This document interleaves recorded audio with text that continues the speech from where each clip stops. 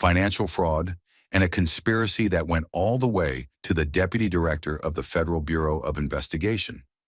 When Victoria asked her husband about insurance fraud outside a Boston police station, she had no idea her FBI director father was watching through the glass doors.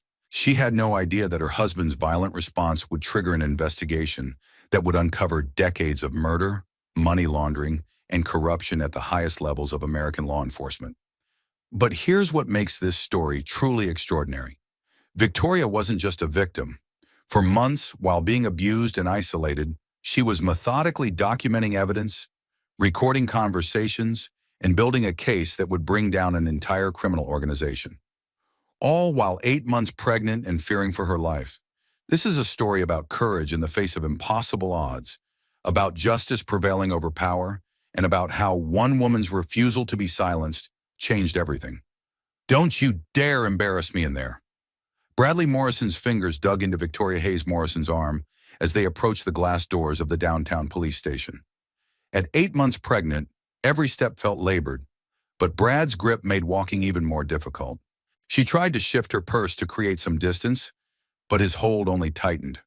"Brad, please," she whispered, glancing around at the other people entering and leaving the building. "You're hurting me." "I'm not hurting you. I'm making sure you understand how important this is." His voice carried that familiar edge that made her stomach clench. "This Ferrari represents $200,000. When we file this report, you smile, you nod, and you let me do the talking. Understood?" Victoria nodded quickly, her free hand instinctively moving to cradle her swollen belly. The baby kicked hard, as if sensing her mother's distress. She'd learned not to argue with Brad when he got like this, especially not in public. The consequences at home were always worse when she challenged him in front of others. The police station buzzed with afternoon activity. Officers moved purposefully between desks, phones rang constantly, and the fluorescent lights cast everything in harsh, unforgiving brightness. Victoria had never been inside a police station before, and the institutional atmosphere made her feel small and exposed. Brad straightened his expensive suit jacket and approached the front desk with the confident stride that had made him successful in the tech industry. At 38, he looked every inch the millionaire CEO. Tailored clothing, perfect haircut, and the kind of smile that charmed investors and intimidated competitors. "I need to file a theft report," he announced to the desk sergeant, a middle-aged woman with graying hair pulled back in a tight bun. "My vehicle was stolen from my driveway sometime between midnight and 6 a.m. Sergeant Martinez looked up from her computer screen with the patient expression of someone who'd handled thousands of similar reports. "I'll need some information from you, sir. Can I start with your name and address?" "Bradley Morrison. I'm the CEO of Morrison Industries." He paused, clearly expecting recognition that didn't come. "We're the primary contractor for the city's new traffic management system." "Address, Mr. Morrison?" Brad's jaw tightened slightly at being treated like any other citizen, but he provided their Beacon Hill address. Victoria remained silent beside him, trying to make herself invisible while supporting the weight of her pregnancy against the high counter. "And what type of vehicle was stolen?" "A 2024 Ferrari Roma, cherry red, license plate number."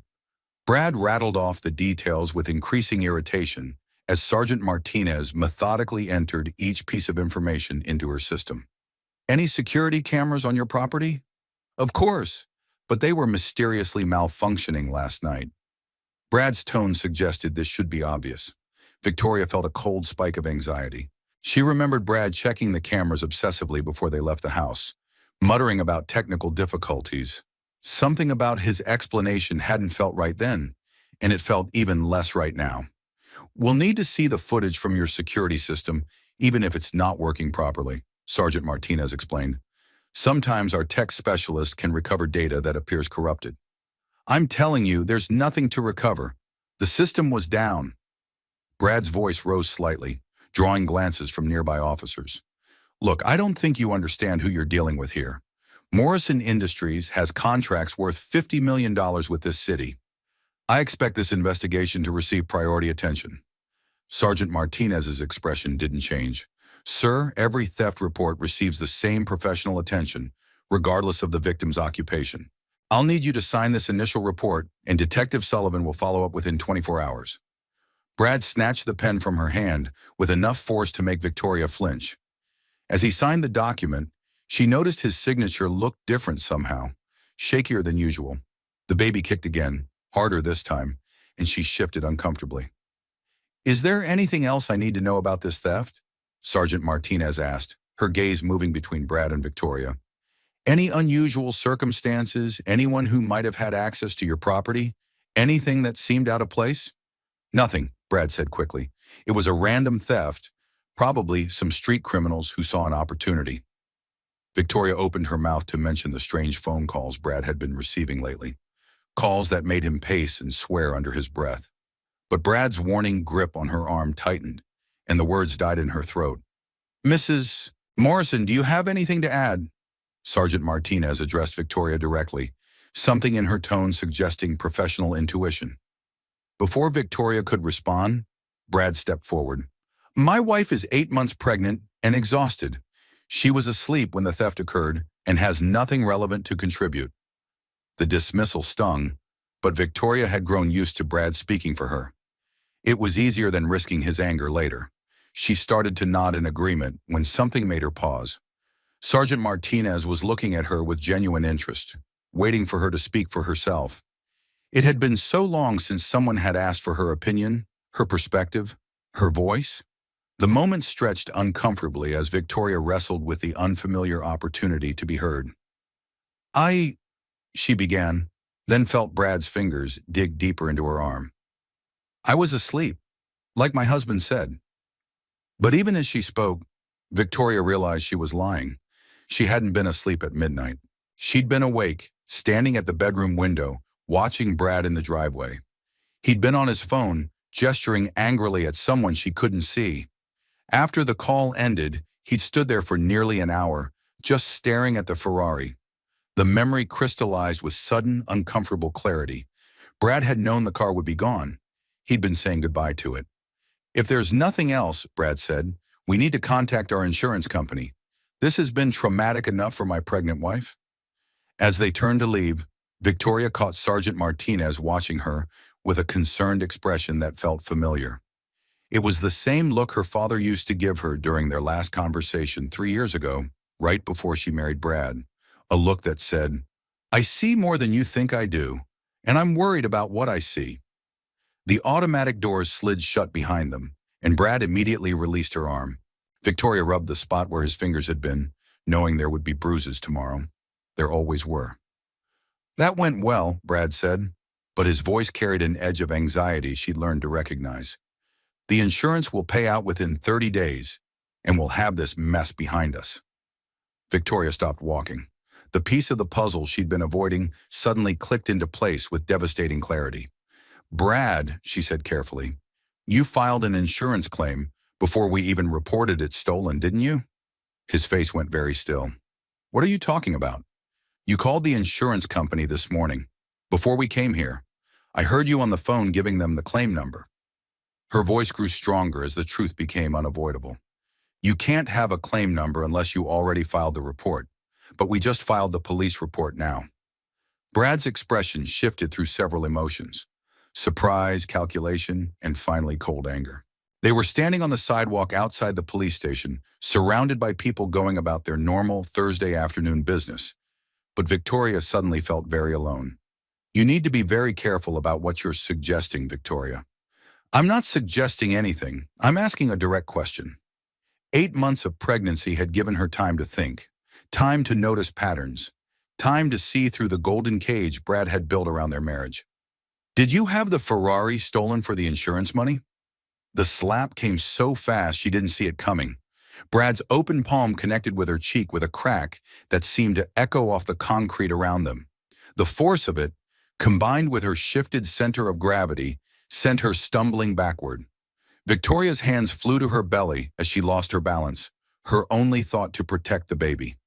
She hit the sidewalk hard, her hip and shoulder taking the impact as she curled around her unborn child. The busy street fell silent. Through the ringing in her ears, Victoria heard car doors slamming, footsteps running, voices shouting. Someone was calling for paramedics. Someone else was asking if she was okay. But all she could focus on was the terrifying stillness from the baby, who had been kicking so actively just moments before. "Ma'am, don't try to move. Help is coming." A gentle voice, female, professional. "I'm Detective Sullivan. Can you tell me your name?" Victoria tried to speak, but her voice came out as a croak. "The baby? Is the baby okay? The paramedics will check on both of you. Right now, I need you to stay still." Detective Sullivan's voice moved away slightly. "Sir, I need you to step back and keep your hands visible." "This is ridiculous." Brad's voice, angry but controlled. "My wife is pregnant and clumsy. She lost her balance. This is a medical situation, not a criminal one." "Sir, I witnessed you strike a pregnant woman. That makes this very much a criminal situation." Victoria managed to turn her head enough to see Detective Sullivan, a woman in her mid-40s with short brown hair and the kind of steady demeanor that suggested years of experience with crisis situations. She was standing between Victoria and Brad, one hand extended to keep him back. "I want to call my lawyer," Brad said. "That's your right. But first, you're going to step away from the victim and wait for my backup to arrive." The word victim hit Victoria like a physical blow. She'd spent 3 years telling herself she wasn't a victim, that her marriage was just complicated, that Brad's controlling behavior was the price of financial security and social status. But lying on the sidewalk outside a police station, 8 months pregnant and reeling from her husband's public assault, the truth was impossible to avoid. Sirens wailed in the distance, growing closer. Victoria closed her eyes and tried to feel for any movement from the baby. Nothing. The stillness was terrifying. "Ma'am, what's your name?" Detective Sullivan knelt beside her, close enough that Victoria could see the badge clipped to her belt. "Victoria Morrison, Victoria Hayes Morrison." She'd kept her maiden name as part of her middle name. One small rebellion Brad had grudgingly allowed. Now it felt like a lifeline to the person she used to be before she became Mrs. Bradley Morrison. "Victoria, the paramedics are almost here. Can you tell me what happened?" Victoria glanced toward Brad, who was now flanked by 2 uniformed officers. He was speaking in low, urgent tones, probably explaining how she was unstable, how pregnancy hormones had made her irrational, how this was all a misunderstanding. "I asked him a question," Victoria said quietly, "about insurance fraud, and he hit me." Detective Sullivan nodded, her expression grim. "We're going to take good care of you, Victoria, both of you." As the paramedics arrived and began checking her vital signs, Victoria caught sight of something that made her heart stop. Through the glass doors of the police station, she could see a familiar figure emerging from the elevator. Tall, silver-haired, wearing the kind of dark suit that spoke of federal authority. Her father, FBI Director Samuel Hayes. The man she hadn't spoken to in 3 years. Not since their bitter argument about Brad. Not since he'd told her she was making the biggest mistake of her life. The man who was about to discover that his estranged daughter was lying injured on the sidewalk outside a police station, struck down by the husband he'd warned her against. The man who was going to blame himself for not protecting her when she'd refused his protection 3 years ago. Victoria closed her eyes as the paramedics strapped her to a gurney, knowing that everything was about to change.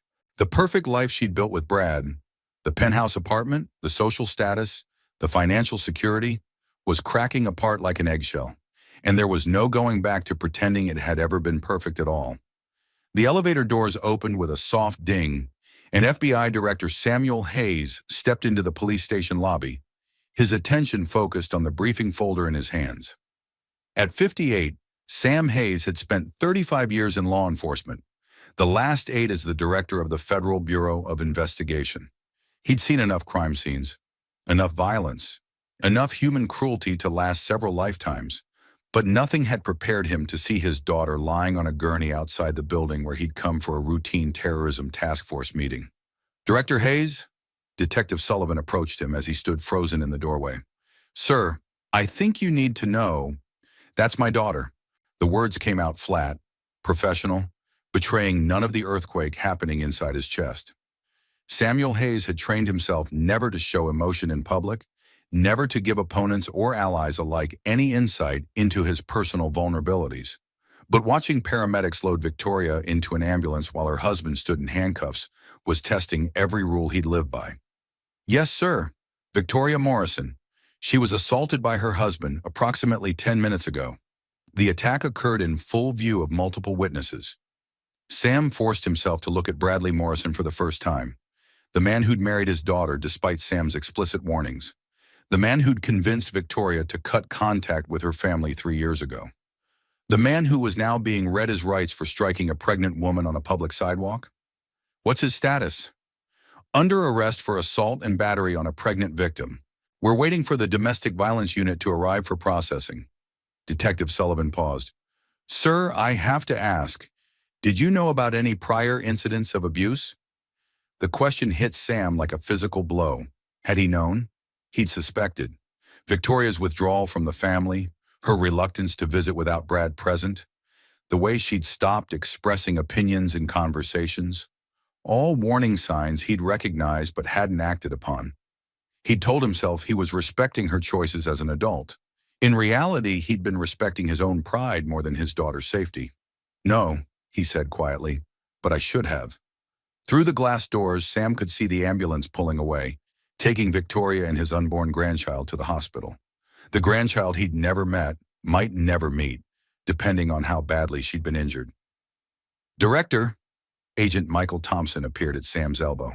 At 35, Mike had been Sam's right-hand agent for 3 years, handling sensitive cases that required both discretion and thoroughness. I just heard. What do you need? Sam looked at Mike, then at Detective Sullivan, then at Bradley Morrison, who was now arguing loudly with the arresting officers about his rights and his status as a prominent businessman. A plan began forming in Sam's mind. Not the kind of plan FBI Director Samuel Hayes would make, but the kind a father might make when his daughter's life hung in the balance. Agent Thompson, I need you to run a complete background check on Bradley Morrison and Morrison Industries. Everything. Financial records, criminal history, business associations, personal relationships. I want to know what he had for breakfast 3 years ago. Sir, Detective Sullivan interrupted, with respect, that level of investigation might compromise the assault case. Defense attorneys could argue personal bias. Detective Sullivan, Sam's voice carried the authority of someone accustomed to being obeyed without question. How long have you been working domestic violence cases? 12 years, sir.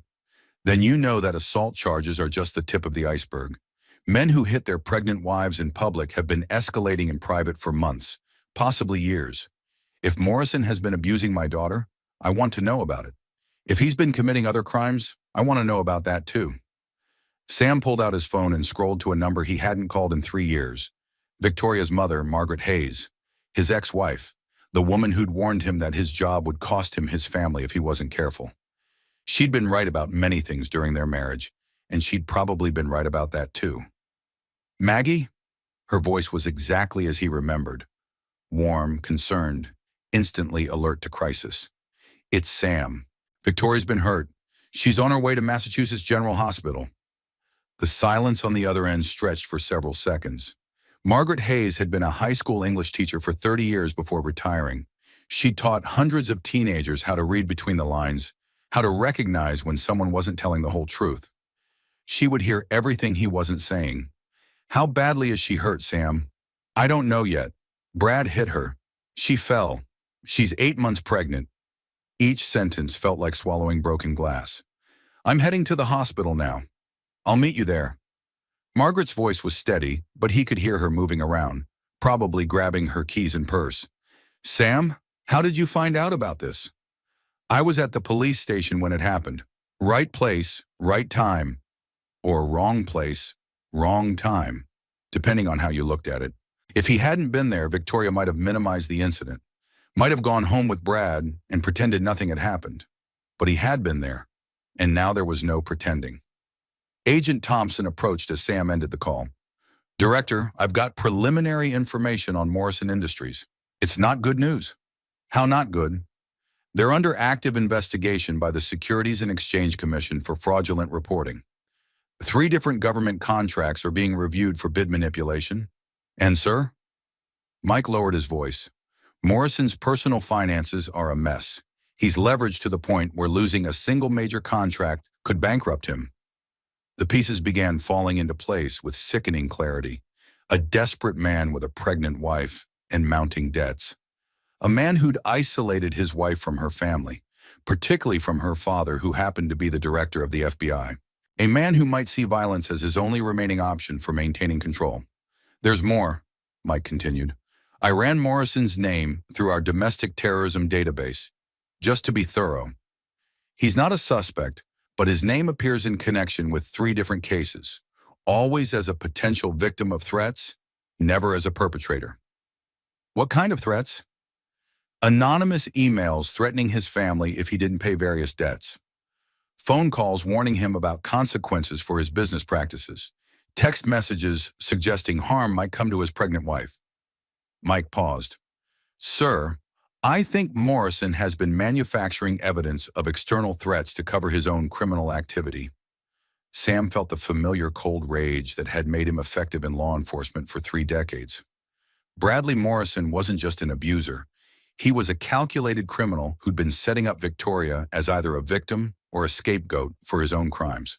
Detective Sullivan, Sam called out, I need to speak with you privately. They moved to a quiet corner of the station lobby. Around them, normal police business continued. Officers booking suspects, civilians filing reports, phones ringing with the everyday crises that kept law enforcement busy. Detective, in your professional opinion, how long do you think Morrison has been abusing my daughter? Detective Sullivan considered the question carefully. Based on what I observed today, and based on 12 years of domestic violence experience, I'd guess the psychological abuse started early in their relationship, probably during the engagement period. The physical abuse likely began when she got pregnant and became more vulnerable. 8 months ago. Yes, sir. Pregnancy often triggers escalation because the abuser sees the woman as more trapped, less likely to leave. It's also when many abusers start isolating their victims from family support systems. Something. Sam thought about the timing. Victoria had stopped calling home around the time she would have learned she was pregnant. Margaret had been hurt by the sudden silence, had assumed it was normal newlywed behavior combined with pregnancy hormones.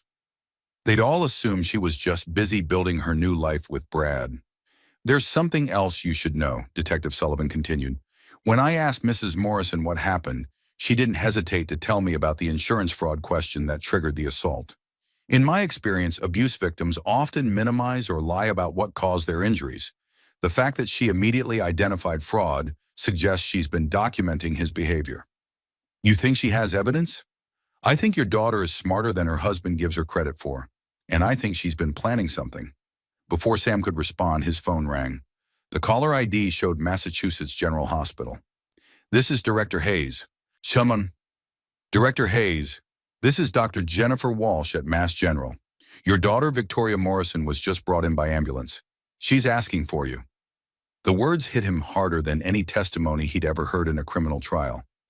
After 3 years of silence, Victoria was asking for him, not for Brad's lawyers or Brad's money or Brad's connections, for her father. I'm on my way. As Sam ended the call, he made a decision that would define everything that followed. He wasn't going to the hospital as FBI Director Samuel Hayes. He was going as a father whose daughter needed protection and who'd failed to provide it when she needed it most. Agent Thompson, I want you to coordinate with Detective Sullivan on the Morrison investigation. Everything by the book, but nothing overlooked. I'll be at the hospital. Sir, should I inform the Bureau about your personal involvement in this case? Sam considered the question. FBI directors were supposed to recuse themselves from cases involving family members. They were supposed to maintain professional distance and avoid conflicts of interest. They were supposed to follow protocols designed to protect the integrity of federal law enforcement. But daughters were supposed to be able to call their fathers when they were scared, and fathers were supposed to protect their children from men who would hurt them. Not yet, Agent Thompson. Let's see what we're dealing with first. As Sam walked toward his car, he could hear Bradley Morrison still arguing with the officers, still insisting this was all a misunderstanding, still believing his money and status would protect him from consequences.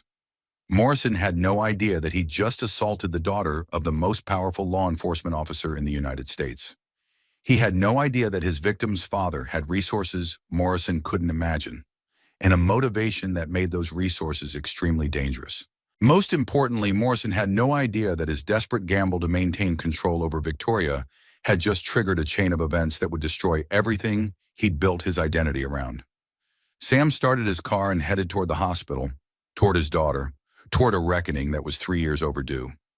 Massachusetts General Hospital's emergency department hummed with controlled urgency as Sam Hayes pushed through the automatic doors. The familiar institutional smell, antiseptic mixed with fear and hope, reminded him of too many crime scenes, too many victims who'd arrived at hospitals like this one because someone had chosen violence over humanity. But this time, the victim was his daughter. "I'm looking for Victoria Morrison," he told the registration clerk, showing his FBI identification. "She was brought in by ambulance approximately 20 minutes ago." The clerk's eyes widened slightly at the badge, but her professionalism remained intact. "Bay 7 through those doors and to your right. Dr. Walsh is treating her." Sam found Victoria connected to monitors that beeped steadily, IV lines running into her arm, a fetal heart monitor strapped around her swollen belly. Her face was pale except for the angry red mark on her left cheek where Brad's hand had connected. Her eyes were closed, but she wasn't sleeping. Sam could tell by the tension in her shoulders that she was awake and listening to everything around her. "Victoria?" He approached the bed carefully, unsure of his welcome after 3 years of silence. Her eyes opened immediately, and Sam felt his heart break a little at the relief he saw there. "Dad, you came." "Of course I came." He wanted to touch her hand, to offer some physical comfort, but wasn't sure if she'd welcome it. 3 years was a long time to be absent from someone's life. "How are you feeling? How's the baby?" "Dr. Walsh says we're both okay. The baby's heart rate is strong, and the fall didn't cause any bleeding or contractions." Victoria's voice was steady, but Sam could hear the underlying fear. "Dad, I need to tell you something about Brad, about his business, about the Ferrari, about everything that's been happening." Before Sam could respond, Dr. Jennifer Walsh entered the treatment bay. She was a woman in her early 40s with the kind of direct manner that came from years of emergency medicine. Her expression was serious as she reviewed Victoria's chart. "Mrs. Morrison, your vital signs are stable, and the baby appears unaffected by the fall. However, I'd like to keep you for observation for the next few hours, just to be safe." Dr. Walsh glanced at Sam. "Are you family?" "I'm her father, FBI Director Samuel Hayes." Dr. Walsh's expression shifted slightly, not impressed by his title, but perhaps more understanding of the complex situation she was dealing with. "Director Hayes, I need to speak with you privately about some additional findings from Mrs. Morrison's examination." Sam felt his stomach clench. What kind of findings? The kind that suggests today's incident wasn't isolated. Dr. Walsh's meaning was clear, even wrapped in medical discretion. Victoria's hand moved to cover her face. "Doctor, please, I can explain." "Mrs. Morrison, there's nothing to explain, and nothing to be ashamed of." Dr. Walsh's voice was gentle but firm. "Director Hayes, could we speak in the hallway?" Sam looked at Victoria, who nodded reluctantly. In the hallway, Dr. Walsh kept her voice low, but her words were devastating. "Your daughter has multiple injuries in various stages of healing. Bruises on her arms and shoulders consistent with being grabbed forcefully. A partially healed rib fracture that's at least 6 weeks old. Stress-related pregnancy complications that suggest ongoing psychological trauma." Dr. Walsh paused. "Director, this has been happening for months, possibly the entire pregnancy." Sam leaned against the wall, feeling the weight of every decision he'd made over the past 3 years. Every time he'd chosen to respect Victoria's independence instead of investigating his instincts. Every time he'd told himself that smart, capable women didn't end up in abusive relationships. Every time he'd believed his own pride more than his daughter's need for protection. "What can we do legally?" he asked. "I've documented everything for the police report. Detective Sullivan called to say she's on her way to take Victoria's statement. But Director, you need to know, your daughter is going to need more than legal protection. She's going to need emotional support, financial independence, and probably therapy. This kind of systematic abuse doesn't end just because the perpetrator is arrested." Through the glass doors, Sam could see Margaret Hayes hurrying down the corridor, her face etched with the kind of worry only mothers knew. Behind her, unexpectedly, was Emma Collins, Victoria's former colleague and closest friend, someone Sam remembered from happier family gatherings 3 years ago. Margaret called me, Emma explained as she reached them. I've been worried about Victoria for months. She stopped returning my calls, stopped meeting for lunch. Every time I asked her to do something without Brad, she had an excuse. Margaret embraced Sam briefly, the first physical contact they'd had in over a year. Despite their divorce, despite the career pressures that had driven them apart, she was still the person who understood his guilt better than anyone else. How is she? Margaret asked. Physically, she'll be fine. Emotionally, Sam trailed off, not sure how to explain the magnitude of what they were facing. Doctor. Walsh excused herself to check on other patients, leaving the three of them standing in the hallway like survivors of some natural disaster, trying to process the scope of the damage. I should have known, Margaret said quietly.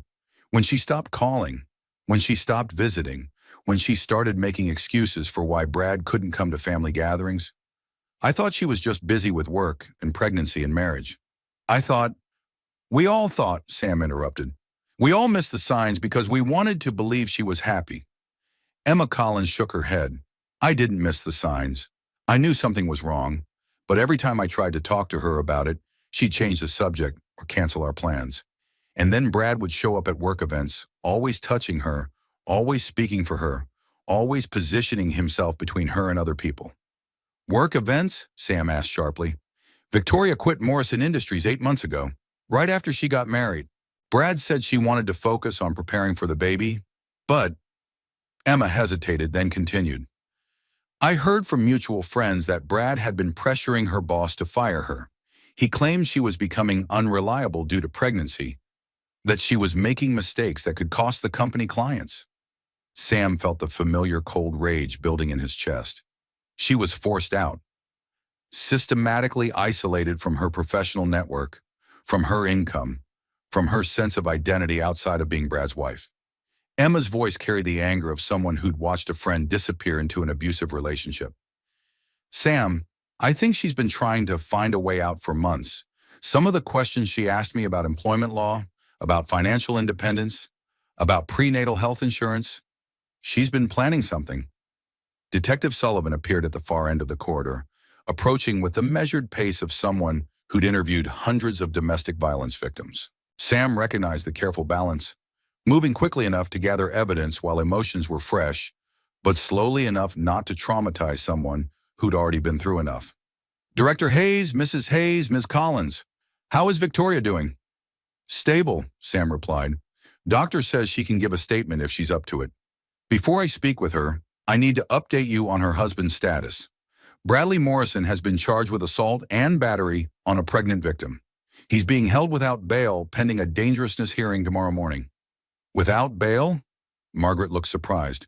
Massachusetts law is very specific about domestic violence cases involving pregnant victims. Additionally, Mr. Morrison's financial situation suggests he's a flight risk. Detective Sullivan glanced at Sam. Director, your agent Thompson provided some interesting background information. Morrison Industries is in serious legal trouble. Sam nodded grimly. How serious?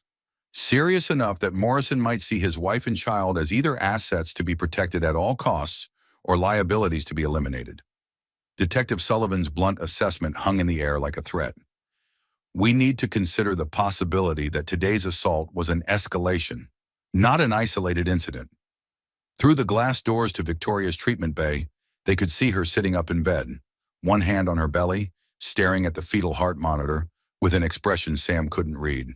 She looked young and vulnerable, but also determined in a way that reminded him of the little girl who'd announced at age 7 that she was going to be a lawyer who helped people when they were in trouble. I want to hear what she has to say, Sam said. Not just about today, but about everything that's been happening.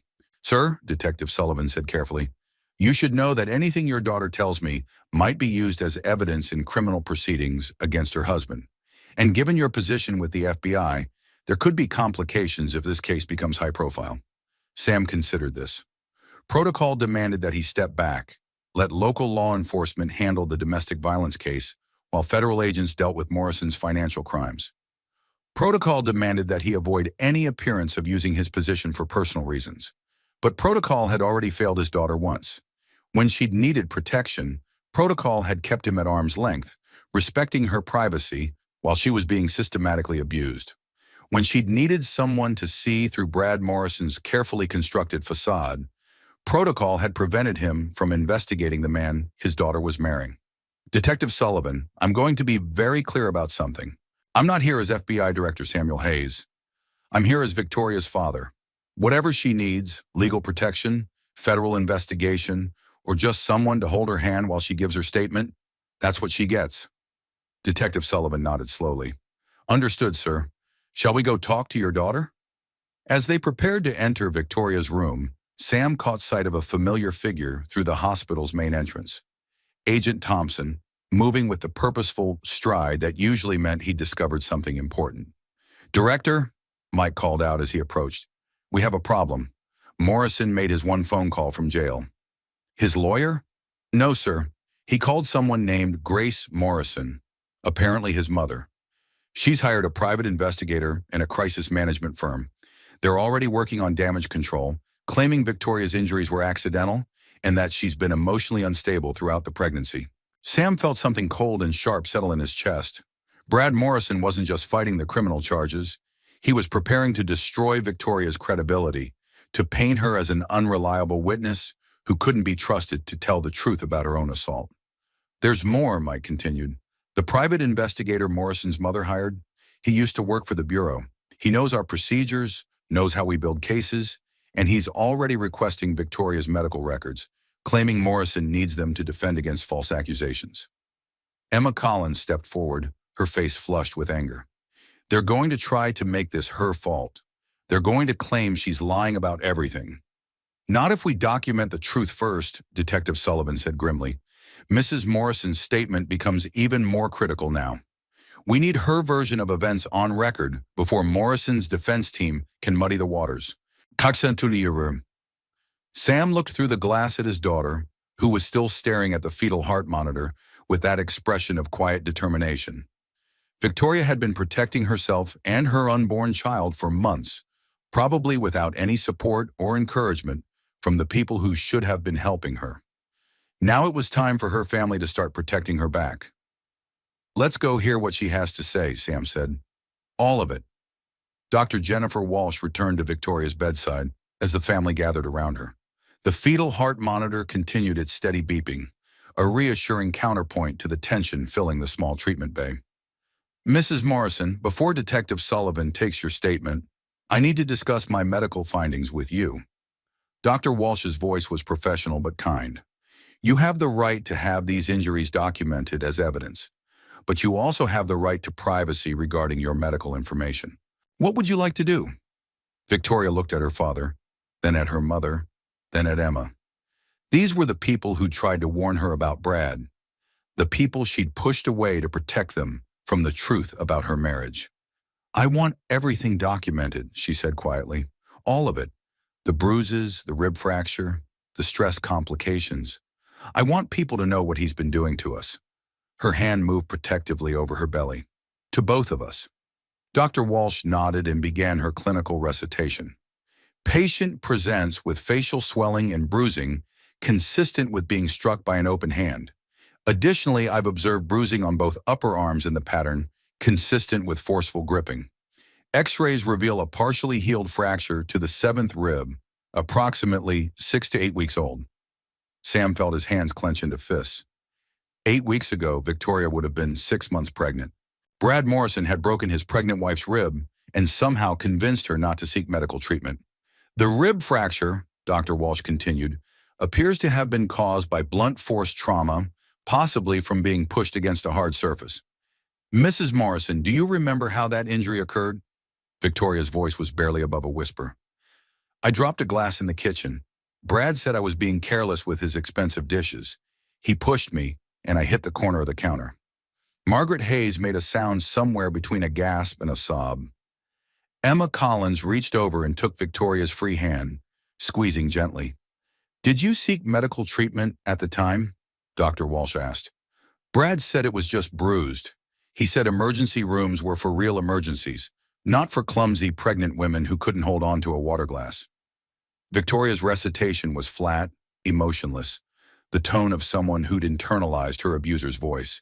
He bought me an ice pack and some over-the-counter pain medication. Detective Sullivan stepped forward. Victoria, I'm going to record our conversation if that's okay with you. This will become part of the official police report. Victoria nodded, and Detective Sullivan activated a small digital recorder.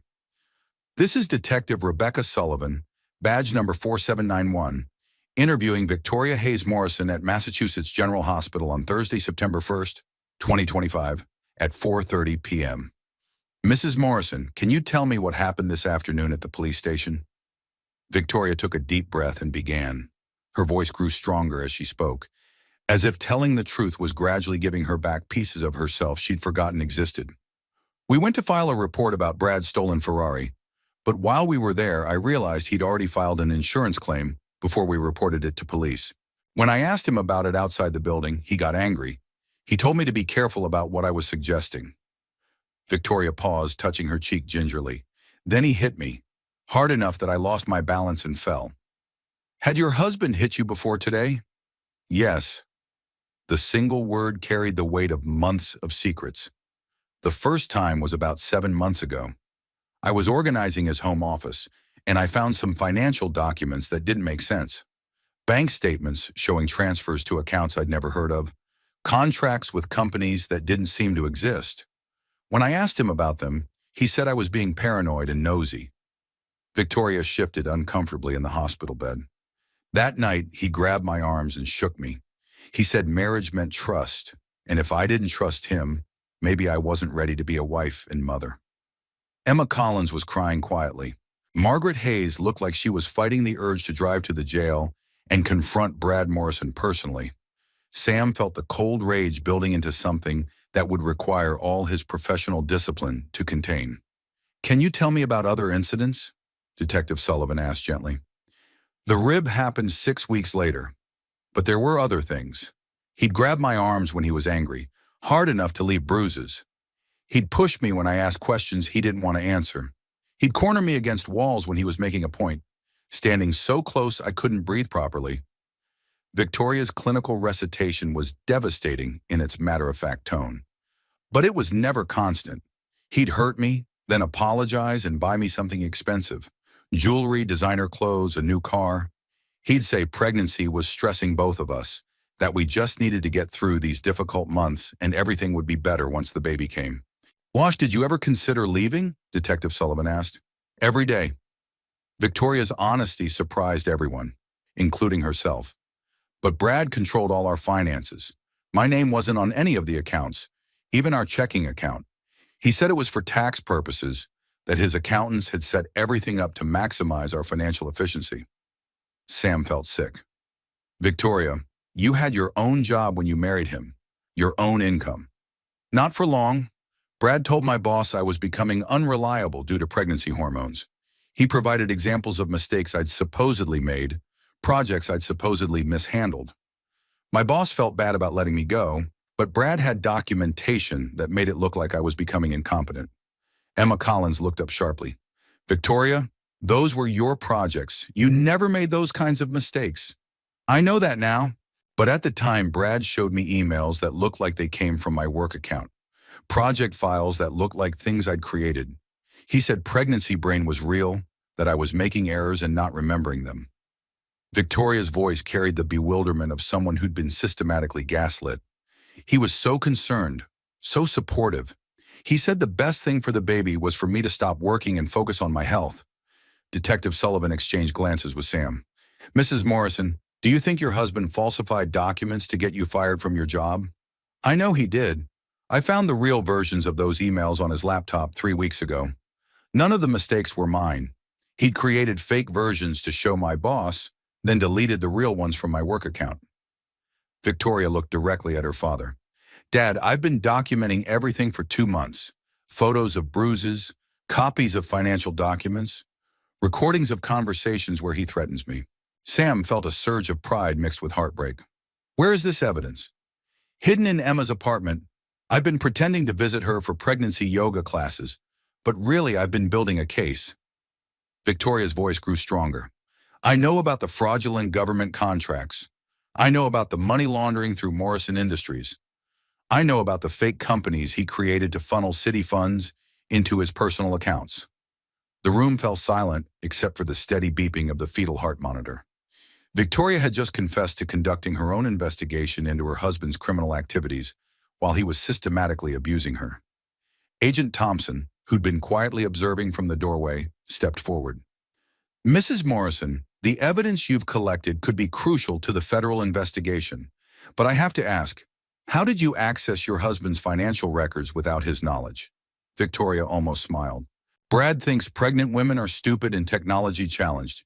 He never changed his computer passwords after I moved in. He never suspected that the marketing executive he married might be capable of understanding financial fraud or corporate corruption. Dr. Walsh, who'd been monitoring Victoria's vital signs throughout the interview, held up a warning hand. Mrs. Morrison, your blood pressure is elevated and the baby's heart rate is climbing. I think we need to take a break. But Victoria shook her head. No, I need to finish this. I need people to understand that today wasn't random violence. Today was Brad realizing that I knew about the insurance fraud, that I was getting too close to the truth about everything he's been hiding. She looked directly at Detective Sullivan. The Ferrari theft was fake. Brad arranged it himself because he needs insurance money to cover the debts from his fraudulent contracts.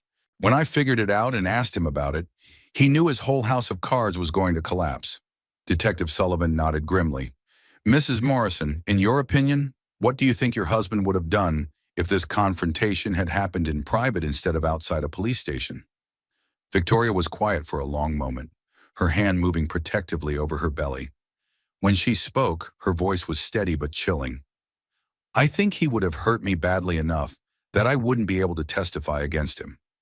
I think he's been planning to claim I died in some kind of accident, maybe something related to pregnancy complications.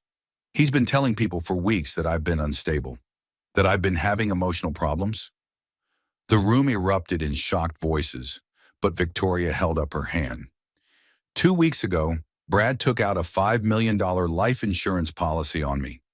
He said it was to protect the baby if something happened during delivery. But the policy has a clause that pays double if my death is ruled accidental during pregnancy.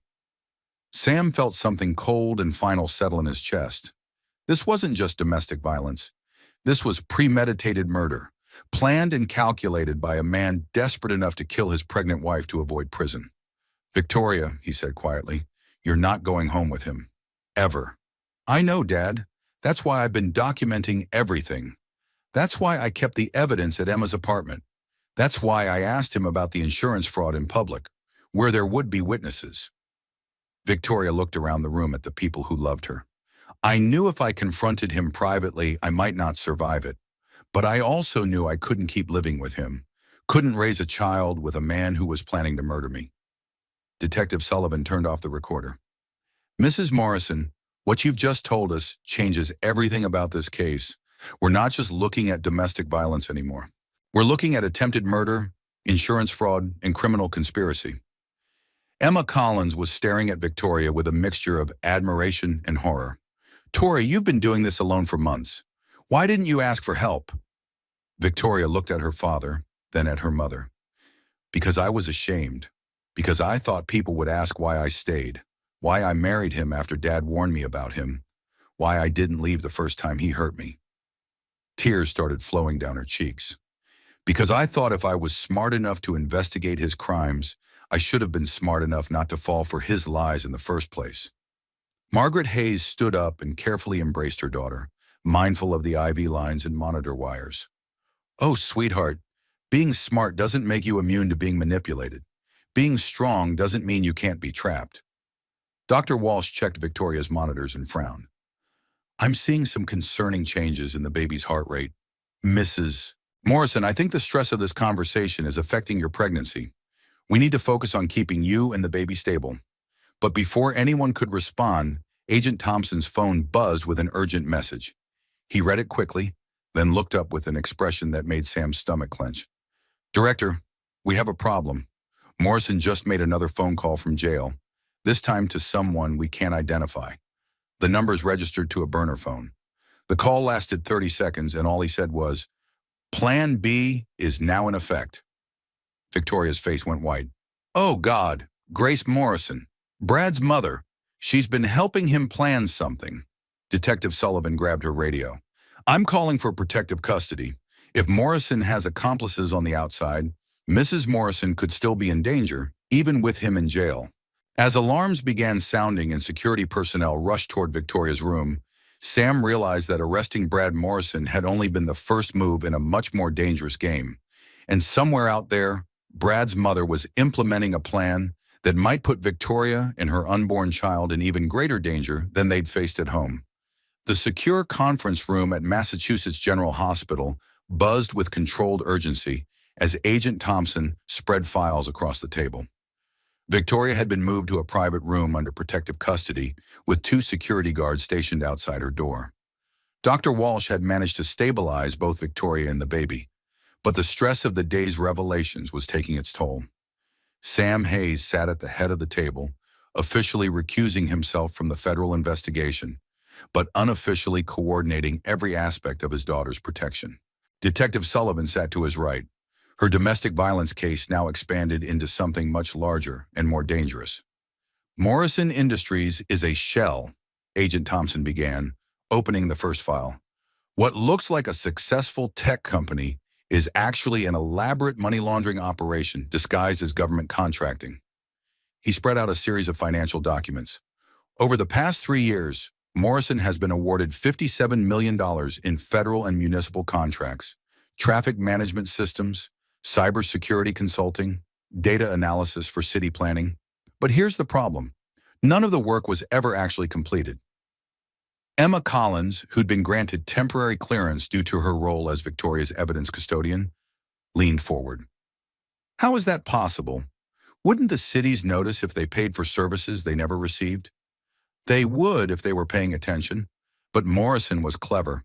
He targeted small municipalities with limited oversight capabilities, cities with understaffed IT departments who were grateful to have someone handle complex technical projects. Agent Thompson pulled out another document. He'd submit preliminary reports showing progress, request partial payments for equipment and personnel, then delay final delivery with technical excuses. Sam studied the paperwork, his law enforcement experience making the patterns clear.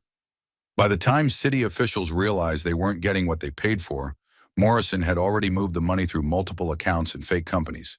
The cities were left with partial refunds and legal bills that exceeded their original investment. Exactly. But Victoria's evidence shows us something else.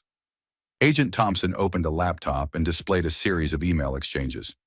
Mrs. Morrison documented conversations where her husband was planning to blame project failures on cyber attacks, equipment malfunctions, and employee sabotage. He was setting up a victim narrative that would let him keep the money while avoiding criminal responsibility. Detective Sullivan frowned. How does domestic violence fit into financial fraud? Control and isolation, Agent Thompson explained. Victoria was the only person close enough to Morrison to notice the patterns. Her marketing background gave her the skills to understand complex financial schemes. If she'd remained employed and financially independent, she might have reported his activities months ago. Emma nodded grimly. That's why he worked so hard to get her fired. It wasn't just about controlling her. It was about eliminating the biggest threat to his operation. Sam felt the pieces clicking into place with sickening clarity. The pregnancy wasn't just a way to trap Victoria emotionally. It was also a way to make her more dependent financially and less credible as a witness. There's more, Agent Thompson continued. The insurance policy Victoria mentioned? It's not the only one. Morrison took out policies on several key employees, all with clauses that pay extra for accidental deaths. And 3 of those employees have died in the past 18 months. The room fell silent. Detective Sullivan was the first to speak. 3 deaths? Car accidents, workplace injuries, medical complications, all ruled accidental or natural causes at the time. But now that we know Morrison's pattern, Agent Thompson trailed off, letting the implications hang in the air. Emma Collins looked sick. He's been killing people who could expose his fraud?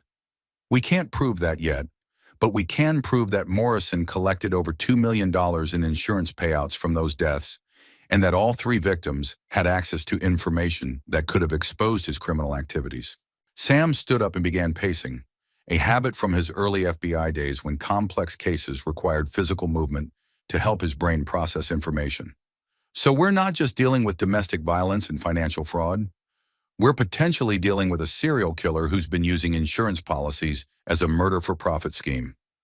Agent Thompson nodded. And Victoria was going to be his biggest payday. The $5 million policy, plus the clause about accidental death during pregnancy, plus eliminating the person most likely to testify against him. It was the perfect crime. Except she's smarter than he thought she was, Detective Sullivan said with admiration. She documented everything, hid the evidence, and forced the confrontation in public where it couldn't be covered up as an accident. Before anyone could respond, Sam's phone rang. The caller ID showed the Massachusetts State Police. Director Hayes, this is Captain Rodriguez. We have a situation developing at your daughter's residence. Grace Morrison is there with a moving truck and what appears to be a locksmith. She's claiming she has legal authority to secure her son's property pending his release. Sam felt his blood pressure spike. Is she removing evidence? Unknown, sir. We've got units responding, but Morrison's attorney is on scene claiming his client's property rights are being violated by our investigation. It's getting complicated. I'm sending federal agents to assist. Treat this as a potential crime scene and don't let anyone remove anything until the warrants are executed. Sam ended the call and immediately dialed the FBI field office. This is Director Hayes. I need a full evidence recovery team at 1407 Beacon Street immediately. Potential witness intimidation and evidence tampering in progress. Emma Collins looked confused. Can Brad's mother do that? Can she just go to Victoria's house and take things? Detective Sullivan shook her head. Not legally, but that doesn't mean she won't try. And if she succeeds in removing evidence before we can stop her, it could seriously damage both the domestic violence case and the federal investigation. Agent Thompson was already packing up files. Director, I should get to the scene and coordinate with the evidence team. Agreed. Take Detective Sullivan with you. I want both the federal and state cases protected. Sam paused. And Mike? Grace Morrison isn't just Brad's mother. According to Victoria's evidence, she's been actively helping him launder money through fake charity organizations. She's not a grieving parent trying to protect her son. She's a co-conspirator trying to cover their tracks. As Agent Thompson and Detective Sullivan left for Victoria's house, Sam found himself alone with Emma Collins, the woman who'd been Victoria's closest friend, who'd provided a safe house for evidence, who'd tried to maintain contact when everyone else had been shut out. Emma, I owe you an apology. She looked surprised. For what? For not listening to you 3 years ago when you tried to warn us about Brad.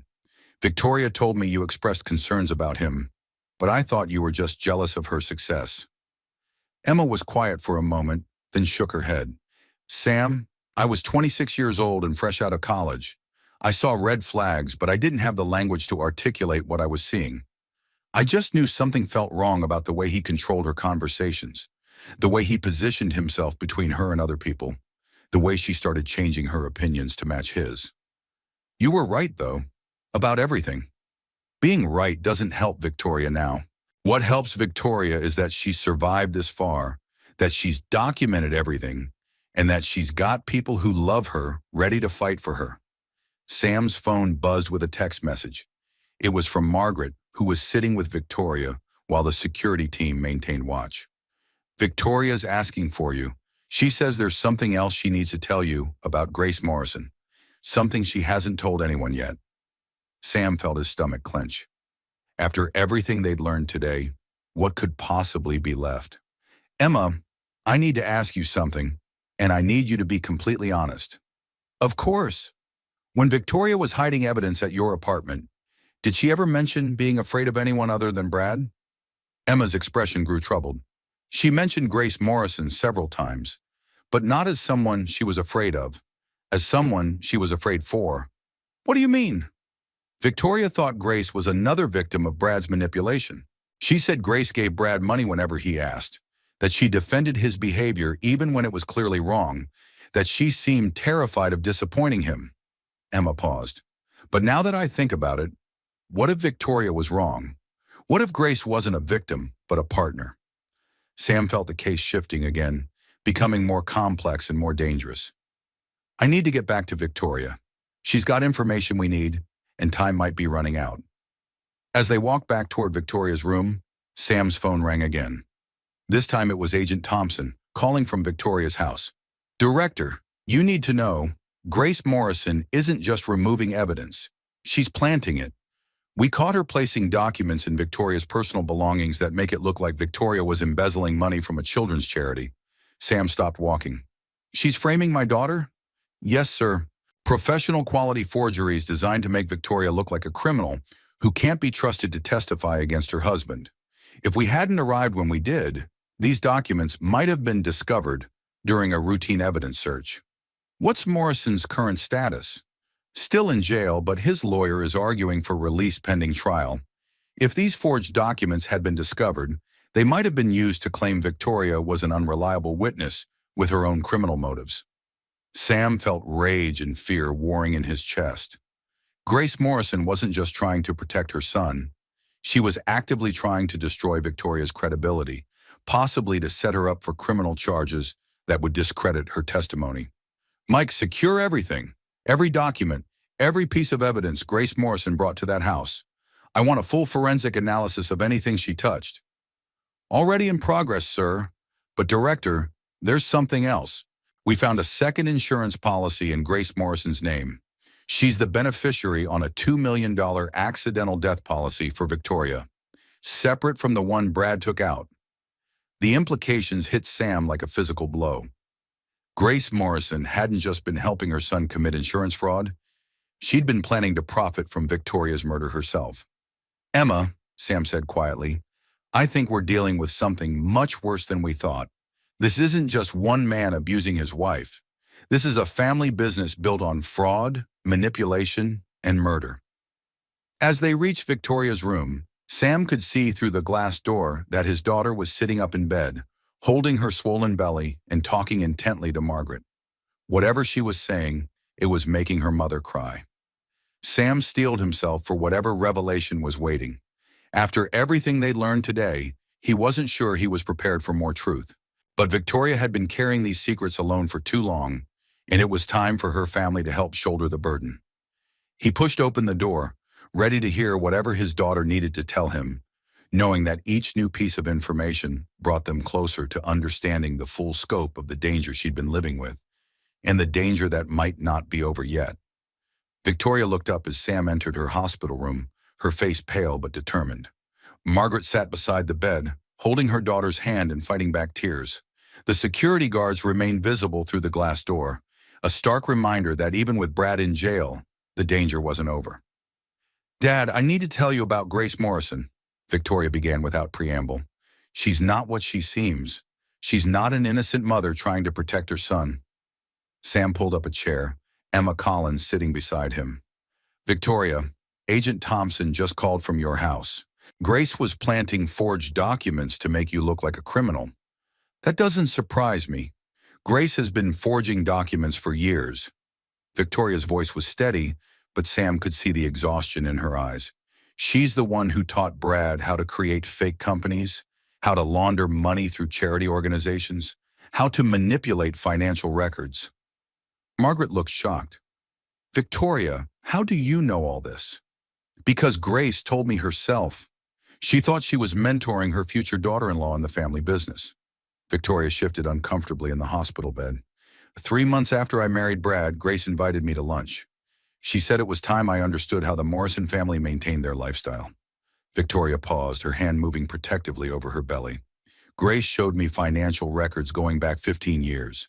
Shell companies, fraudulent insurance claims, government contracts that were never completed. She was proud of what they'd built together. Sam felt sick. She confessed to criminal activity? She bragged about it. Grace said the Morrison family had been running sophisticated financial scams since before Brad graduated from college. She funded his education, his early business ventures, his entire lifestyle through insurance fraud and tax evasion. Victoria looked directly at her father. Dad, Grace Morrison has been claiming me as a dependent on her tax returns since I married Brad. She's been collecting government benefits meant for low-income families by listing me and the baby as people living in her household. Emma Collins stared at Victoria in disbelief. She's been committing welfare fraud using your identity? That's the least of it. Grace has been using my name and social security number to open credit accounts, take out loans, and establish business relationships. When I tried to check my credit report 6 weeks ago, I discovered I'm supposedly a co-owner of 12 different companies I've never heard of. Sam felt the investigation expanding exponentially. Victoria, why didn't you report this to the authorities? Because Grace showed me what happened to other people who tried to expose them. Remember Brad's former business partner, David Chen? The one who died in that car accident last year? Sam nodded. Agent Thompson had mentioned several suspicious deaths connected to Morrison Industries. David didn't die in an accident. Grace showed me photos of his car after she and Brad tampered with the brakes. She wanted me to understand what happened to people who threatened the family business. The room fell silent except for the steady beeping of the fetal heart monitor. Victoria had just confessed to having evidence of premeditated murder, evidence she'd been carrying alone for months while living with the killers. Grace killed David Chen? Detective Sullivan's voice came from the doorway. She'd returned from Victoria's house and was standing with Agent Thompson, both of them looking grim. Grace and Brad together. They made it look like mechanical failure, but Grace documented everything. She keeps trophies of their crimes, photos, video recordings, personal items from their victims. Victoria's voice was barely above a whisper. She has a storage unit filled with evidence of every fraud, every theft, every murder they've committed over the past 15 years. Agent Thompson stepped forward. Mrs. Morrison, do you know the location of this storage unit? Unit 47 at Secure Space Storage on Cambridge Street. Grace gave me the access code in case something ever happened to her. She said family members needed to look out for each other. Sam felt a mixture of pride and heartbreak as he watched his daughter systematically dismantling a criminal organization that had trapped her for years. Victoria had been gathering evidence not just of her own abuse, but of a decades-long pattern of fraud and murder. There's more, Victoria continued. Grace didn't just help Brad get me fired from Morrison Industries. She orchestrated it as part of a larger plan to isolate me from anyone who might help me escape. Emma Collins leaned forward. What kind of plan? Grace researched my entire family. She knew about Dad's position with the FBI, about Mom's connections in education, about our family's financial resources. She developed a strategy to make me too ashamed and too scared to ask for help. Victoria looked at Margaret. Mom, do you remember getting those anonymous letters about Dad's FBI cases? The ones that made you worry he was in danger? Margaret nodded. They came for months. That's part of why your father and I finally divorced. I was terrified something would happen to him, and the stress was destroying our marriage. Grace wrote those letters. She wanted to break up our family so I wouldn't have a stable support system to return to. She researched Dad's classified cases and used that information to make the threats seem credible. Sam felt something cold and final settle in his chest. Grace Morrison hadn't just been helping her son abuse his wife, she'd been systematically destroying Victoria's entire family network to ensure she had nowhere to run. The divorce wasn't your fault, Victoria continued, looking between her parents. Grace manipulated both of you using information she never should have had access to. She wanted me isolated, financially dependent, and too ashamed to tell anyone what was really happening. Dr. Walsh appeared in the doorway, holding Victoria's latest test results. I'm sorry to interrupt, but I need to discuss some concerning developments with Mrs. Morrison's condition. Sam felt his heart stop. Is the baby okay? The baby is fine, but Mrs. Morrison is showing signs of severe stress-related complications. Her blood pressure is dangerously elevated, and she's experiencing irregular contractions. Dr. Walsh looked around the room. I understand there are ongoing legal issues, but my patient's health has to be the priority. Victoria struggled to sit up straighter. Doctor, I need to finish telling them about Grace Morrison. If something happens to me before I can testify— Nothing is going to happen to you, Sam interrupted. You're safe here, and we have all the evidence we need to arrest Grace Morrison and anyone else involved in this conspiracy. Agent Thompson nodded. Mrs. Morrison, we've recovered the forged documents from your house.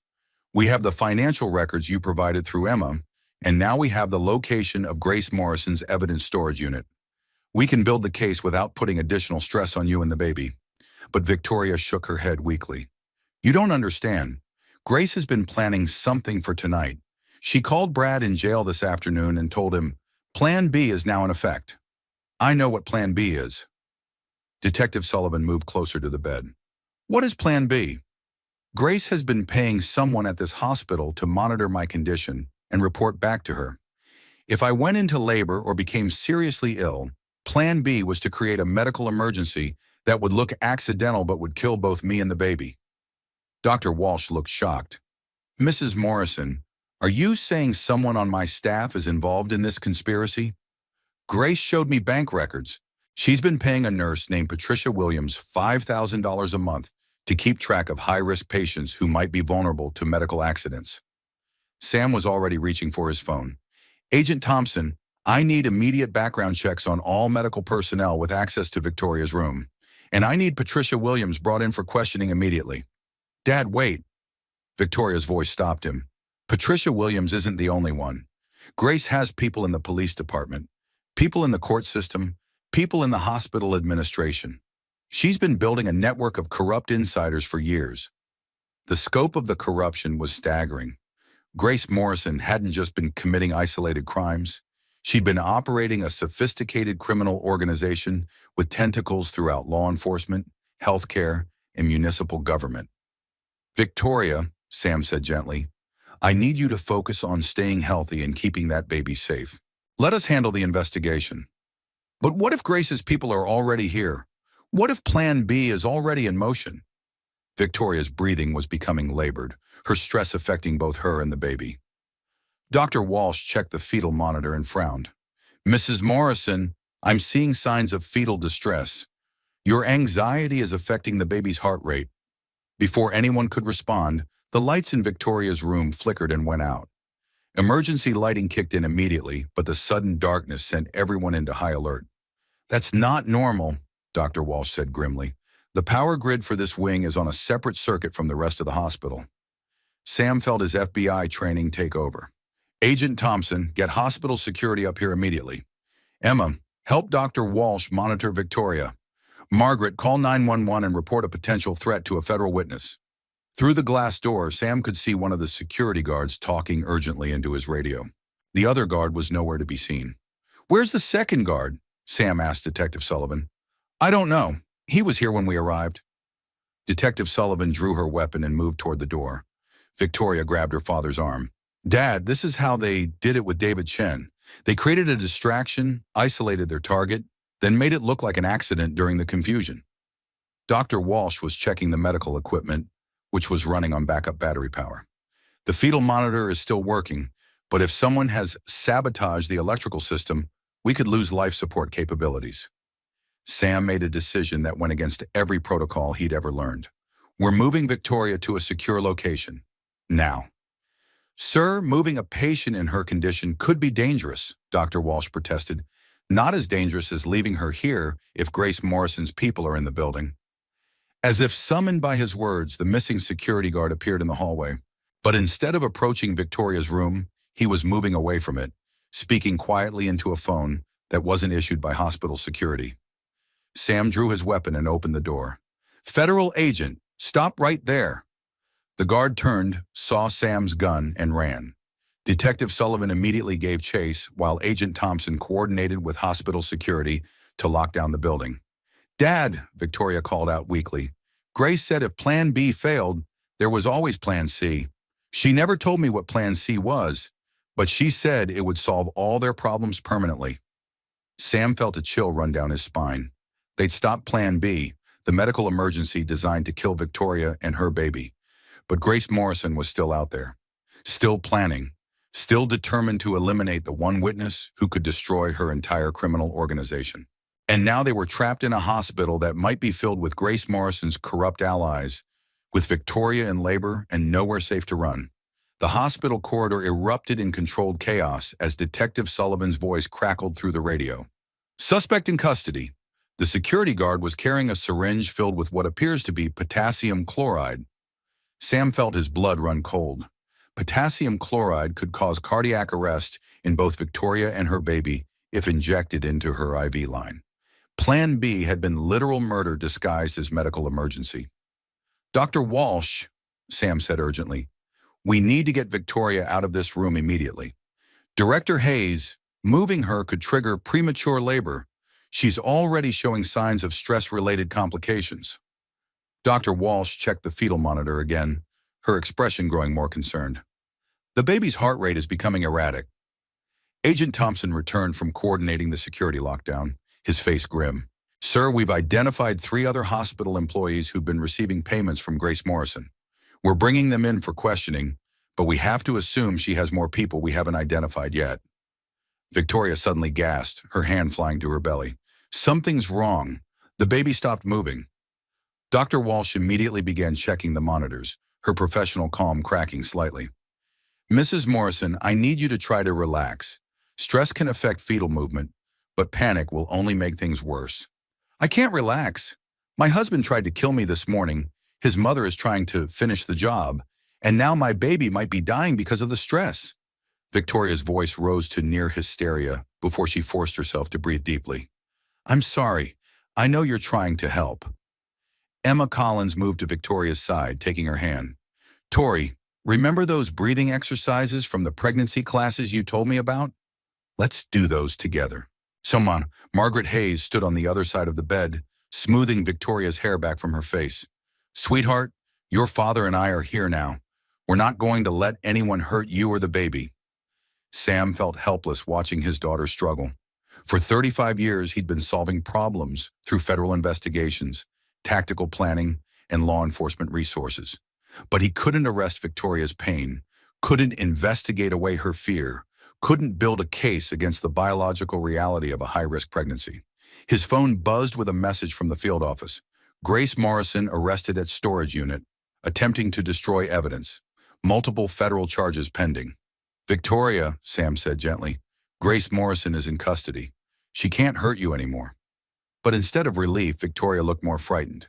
Dad, you don't understand. Grace isn't the top of this organization. She's middle management. The real power behind all this is someone with access to federal law enforcement databases.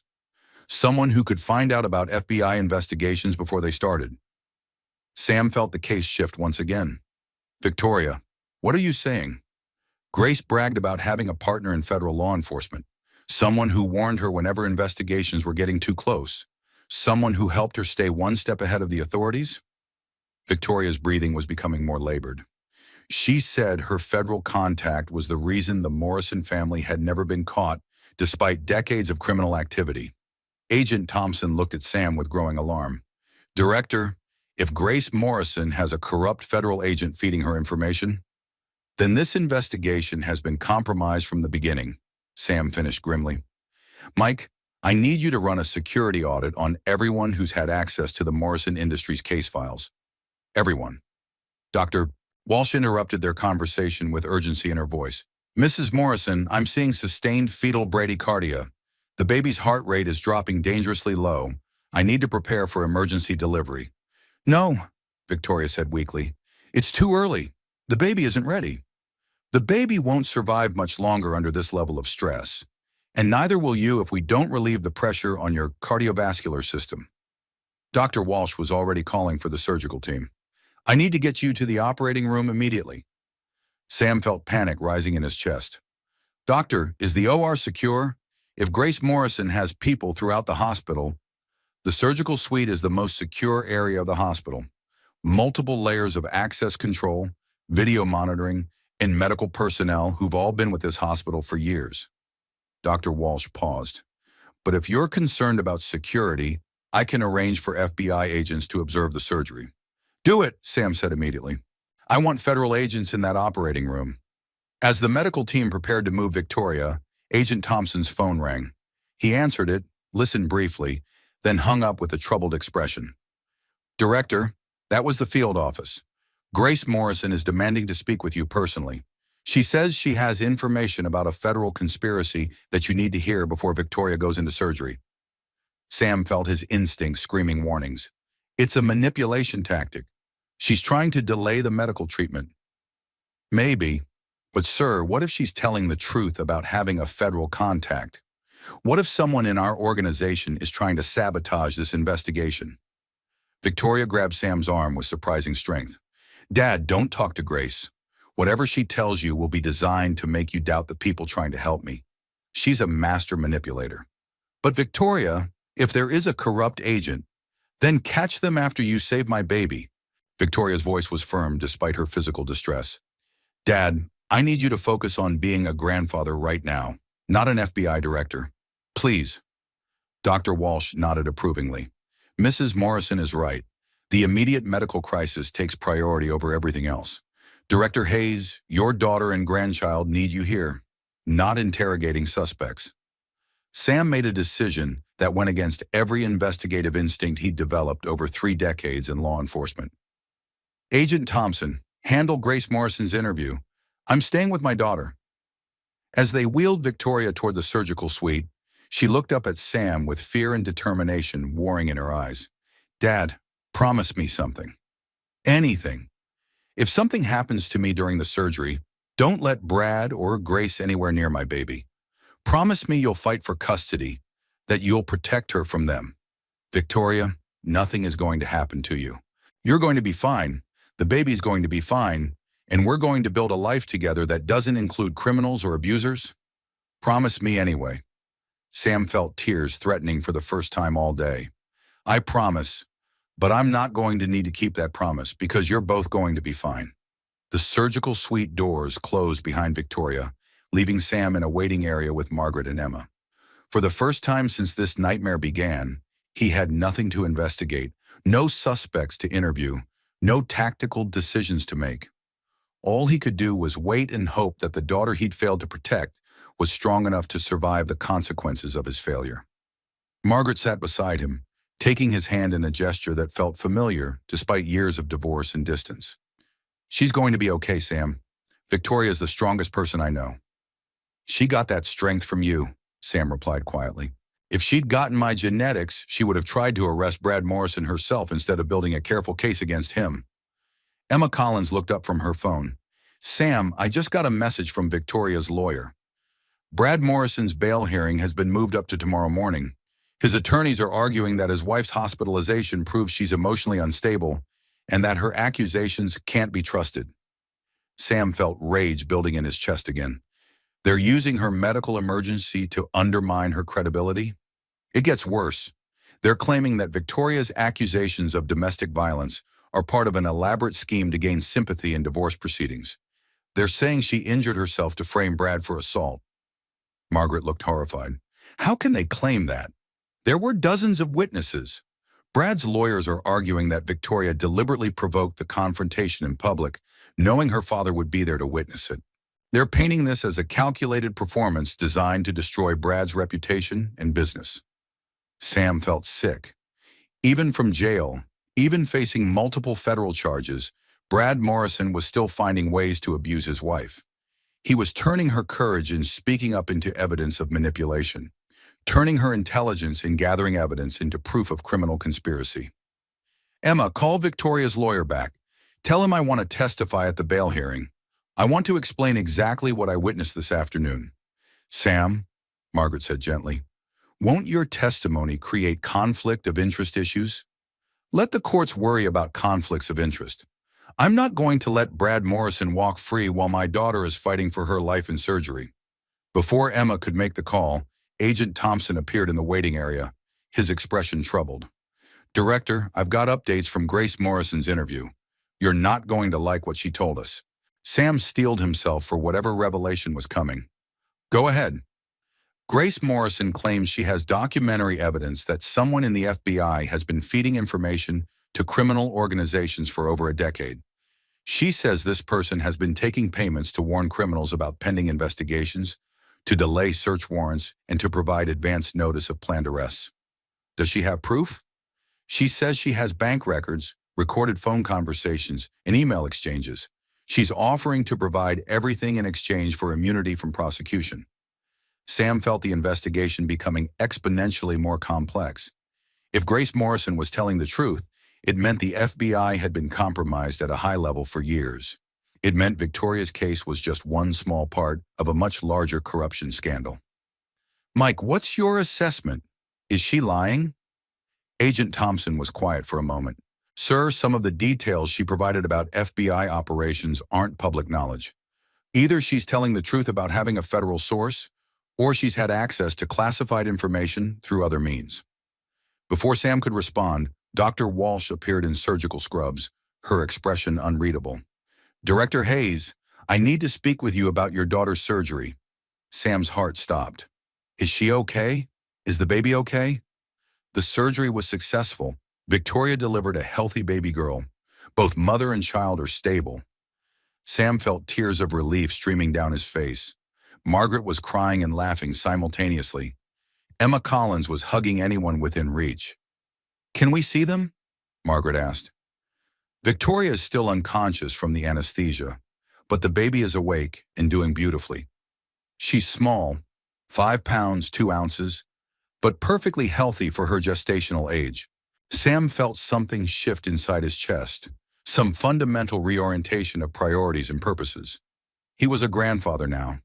Everything else, the investigation, the corruption scandal, even Brad Morrison's criminal trial, suddenly seemed less important than the tiny human being who was depending on him for protection.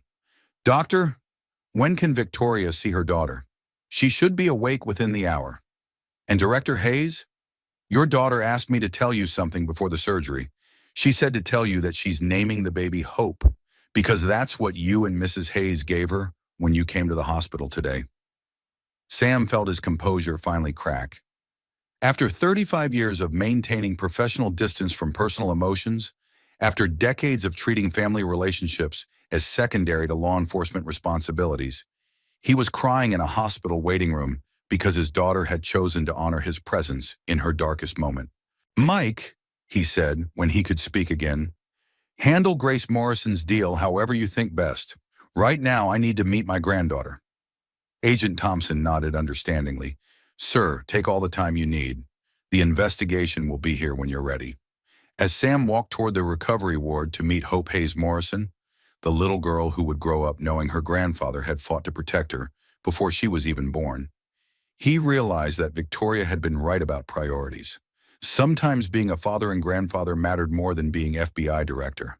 And sometimes the most important victories happened not in courtrooms or interrogation rooms, but in hospital rooms where new life overcame violence, where hope literally emerged from darkness, and where families found ways to heal from years of pain and separation.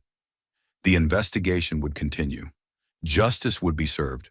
But right now, Sam Hayes was going to hold his granddaughter and tell her about the brave woman who had fought so hard to bring her safely into the world.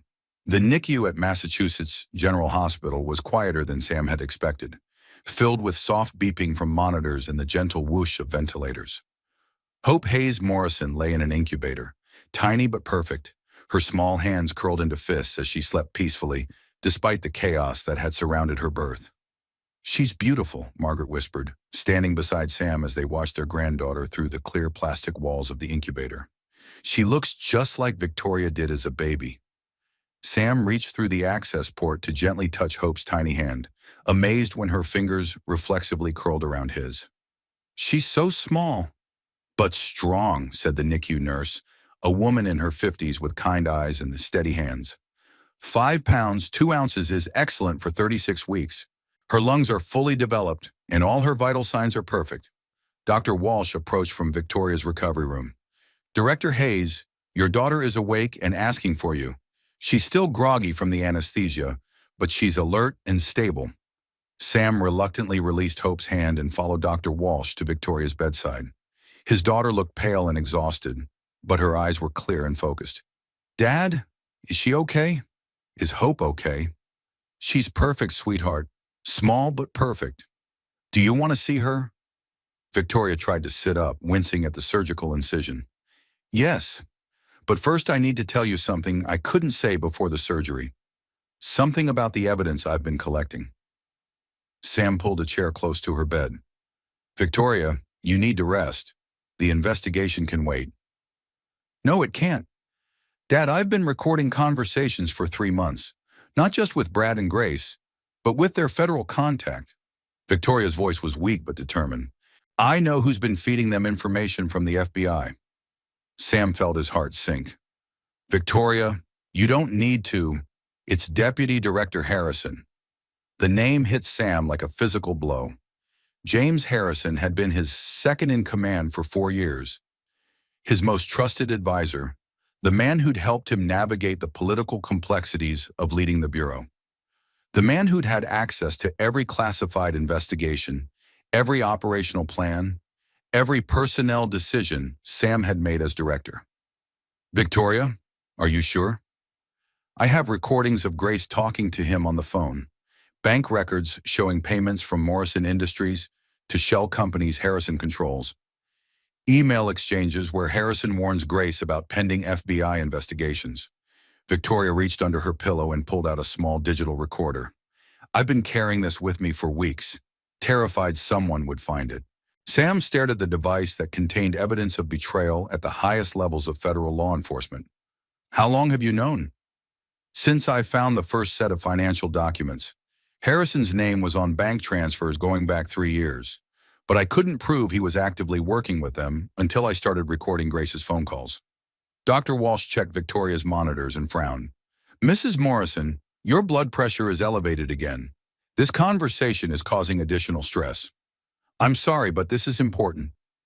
Victoria looked at Sam with an intensity that reminded him of her mother during Margaret's teaching days, when she was determined to help a struggling student succeed. Dad, Harrison knew about the Morrison Industries investigation from the beginning. He's been feeding them information to help them stay ahead of federal charges. Agent Thompson appeared in the doorway, having returned from Grace Morrison's interrogation. Director, I need to brief you on what Grace Morrison told us. Mike, before you do that, I need you to place Deputy Director Harrison under immediate surveillance, discreetly but thoroughly. Agent Thompson looked shocked. Sir? Sam gestured to the recorder in Victoria's hand. My daughter has evidence that Harrison has been providing classified information to the Morrison criminal organization. I want him watched until we can build a case. Sir, if Harrison is compromised, he has access to our surveillance operations. He'll know we're investigating him. Victoria struggled to sit up straighter. Agent Thompson, Harrison doesn't know I have these recordings. Grace and Brad think I'm just a battered wife who accidentally stumbled onto their financial crimes. They have no idea I've been systematically documenting their entire operation. Sam felt a mixture of pride and heartbreak as he watched his daughter, still recovering from emergency surgery, methodically dismantling a criminal conspiracy that had taken years to build. Victoria, how did you manage to record Grace's conversations without her knowledge? Marketing background, remember. I know how to research target demographics, analyze communication patterns, and document competitive intelligence. Victoria almost smiled. Grace Morrison thought she was mentoring a naive pregnant woman. She had no idea she was confessing to federal crimes to someone who understood exactly what she was describing. Emma Collins, who'd been quietly observing from the corner, stepped forward. Tori, you've been carrying this alone for months. Why didn't you tell me what you were really doing? Because I couldn't risk anyone else getting hurt. David Chen died because he knew too much about Morrison Industries. If Grace or Harrison suspected you were helping me, you could have been next. Margaret sat down heavily in the visitor's chair. Victoria, you've been living with people who've committed murder, collecting evidence that could get you killed, all while pregnant and being abused. How did you survive that? Victoria looked toward the NICU where Hope was sleeping peacefully. I kept thinking about her, about the kind of world I wanted her to grow up in. I couldn't let her be raised by criminals, couldn't let her think that violence and fraud were normal family behaviors. Dr. Walsh returned with updated test results. Mrs. Morrison, I have good news. Your surgical recovery is progressing well, and the baby's latest assessment shows she's thriving. You should be able to hold her within the next few hours. Doctor, Victoria said carefully, I need to ask you about security protocols. My husband is in jail, but he has family members and business associates who might try to gain access to me or my daughter. We have security measures in place, but if you're concerned about specific threats, I'm concerned about Deputy Director James Harrison of the FBI, Victoria said bluntly. He's been working with my husband's criminal organization, and he has the kind of federal credentials that could get him access to this hospital.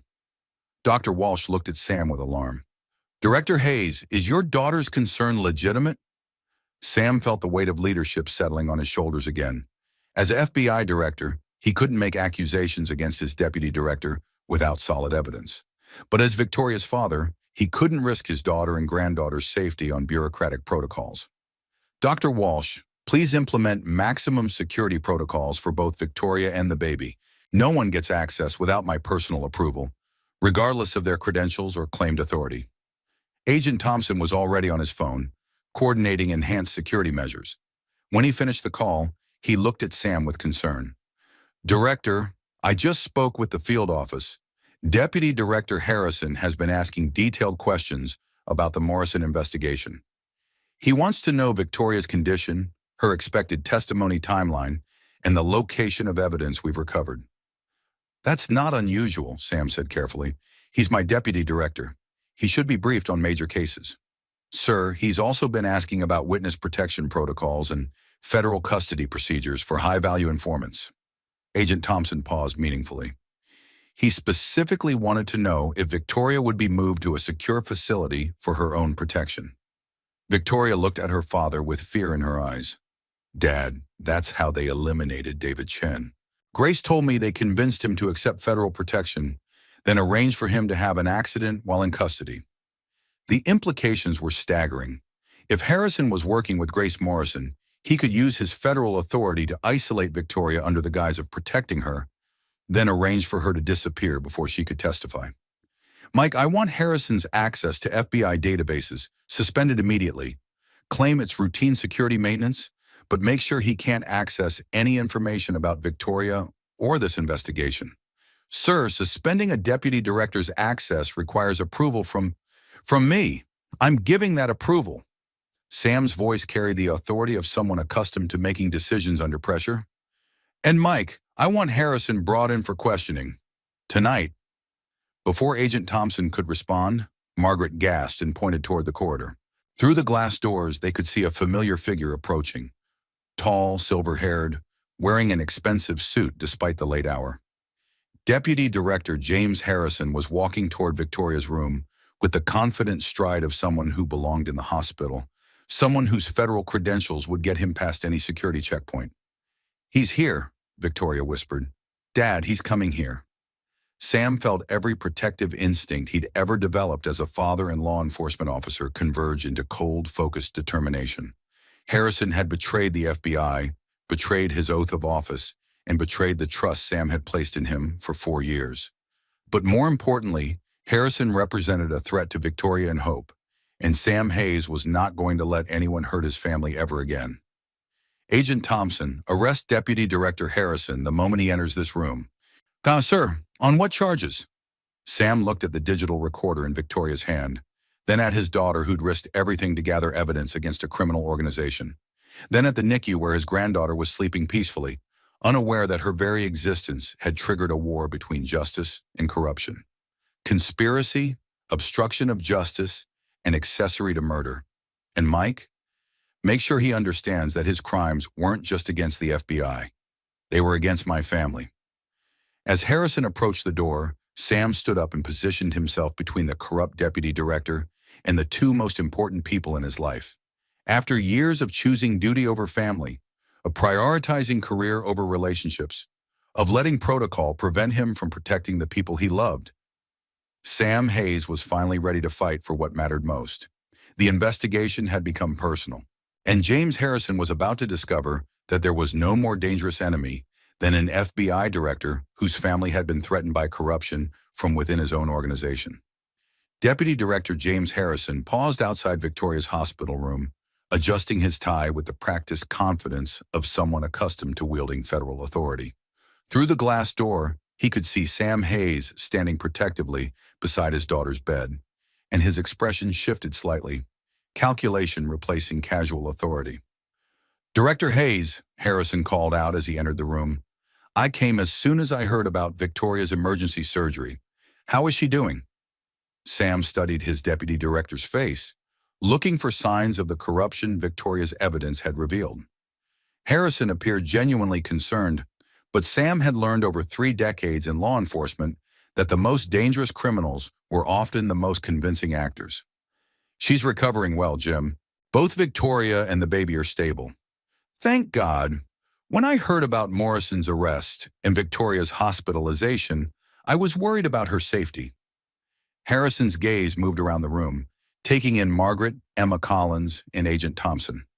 I've been reviewing the Morrison Industries investigation, and I'm concerned we might be dealing with a larger conspiracy than initially suspected. Victoria watched Harrison carefully from her hospital bed, her hand resting on the digital recorder hidden beneath her blanket. Deputy Director Harrison, what kind of larger conspiracy? Well, Mrs. Morrison, your husband's financial crimes appear to be connected to several other cases we've been investigating. Money laundering operations, government contract fraud, possibly even organized crime connections. Harrison's tone was smooth, professional, reassuring. I think it might be best if we moved you and the baby to a secure federal facility until we can ensure your complete safety. Sam felt his suspicions crystallizing into certainty. Harrison was following the exact playbook Victoria had described, isolating witnesses under the guise of protection, then eliminating them once they were in federal custody. That won't be necessary, Jim. Victoria's safe here. Director, with respect, this hospital has already experienced one security breach tonight. If Morrison's associates are willing to infiltrate medical facilities, imagine what they might do to prevent Mrs. Morrison from testifying. Harrison stepped closer to Victoria's bed. I've arranged for a secure transport team to move you and the baby to a federal witness protection facility. You'll be completely safe there. Agent Thompson, positioned near the door, caught Sam's eye and nodded slightly. The arrest team was in position. Victoria looked at Harrison with the steady gaze of someone who'd been documenting lies for months. Deputy Director, how did you know there was a security breach tonight? That information wasn't released to the media or included in official reports. Harrison's confident expression faltered for just a moment. I was briefed by the field office, of course. Agent Thompson, Victoria said clearly, did you brief Deputy Director Harrison about tonight's security incident? Agent Thompson stepped forward. No, ma'am, that information is being held under strict operational security protocols. Sam watched Harrison's face as the trap closed around him. Jim, how did you know about the security breach? I must have misunderstood the briefing I received. Harrison was already reaching for his phone. Let me contact the field office to clarify. James Harrison, Agent Thompson interrupted, you're under arrest for conspiracy, obstruction of justice, and accessory to murder. Harrison froze, his hand halfway to his phone. This is ridiculous. Sam, you can't seriously believe. I believe the evidence, Sam replied coldly. And I believe my daughter, who's been documenting your conversations with Grace Morrison for the past 3 months. Victoria pulled the digital recorder from beneath her blanket. Deputy Director Harrison, would you like to hear the recording from last Tuesday when you warned Grace about the pending search of Morrison Industries? Or perhaps the one from 2 weeks ago when you discussed the best way to discredit my testimony? Harrison's facade completely crumbled. The smooth confidence disappeared, replaced by the desperate calculation of a cornered criminal. Victoria, you don't understand the complexity of federal law enforcement operations. Sometimes we have to work with unsavory characters to achieve larger objectives. Like helping them commit murder? Victoria's voice was steady despite her physical exhaustion. I have recordings of you discussing David Chen's death, Deputy Director. You knew Grace and Brad killed him, and you helped cover it up. Mrs. Morrison, Harrison said desperately, you're overwrought from surgery, confused by pain medication. You're not thinking clearly about what you think you heard.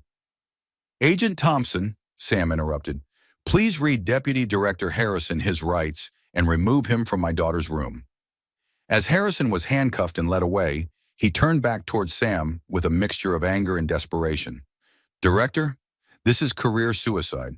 You're destroying the Bureau's reputation based on the word of an emotionally unstable domestic violence victim.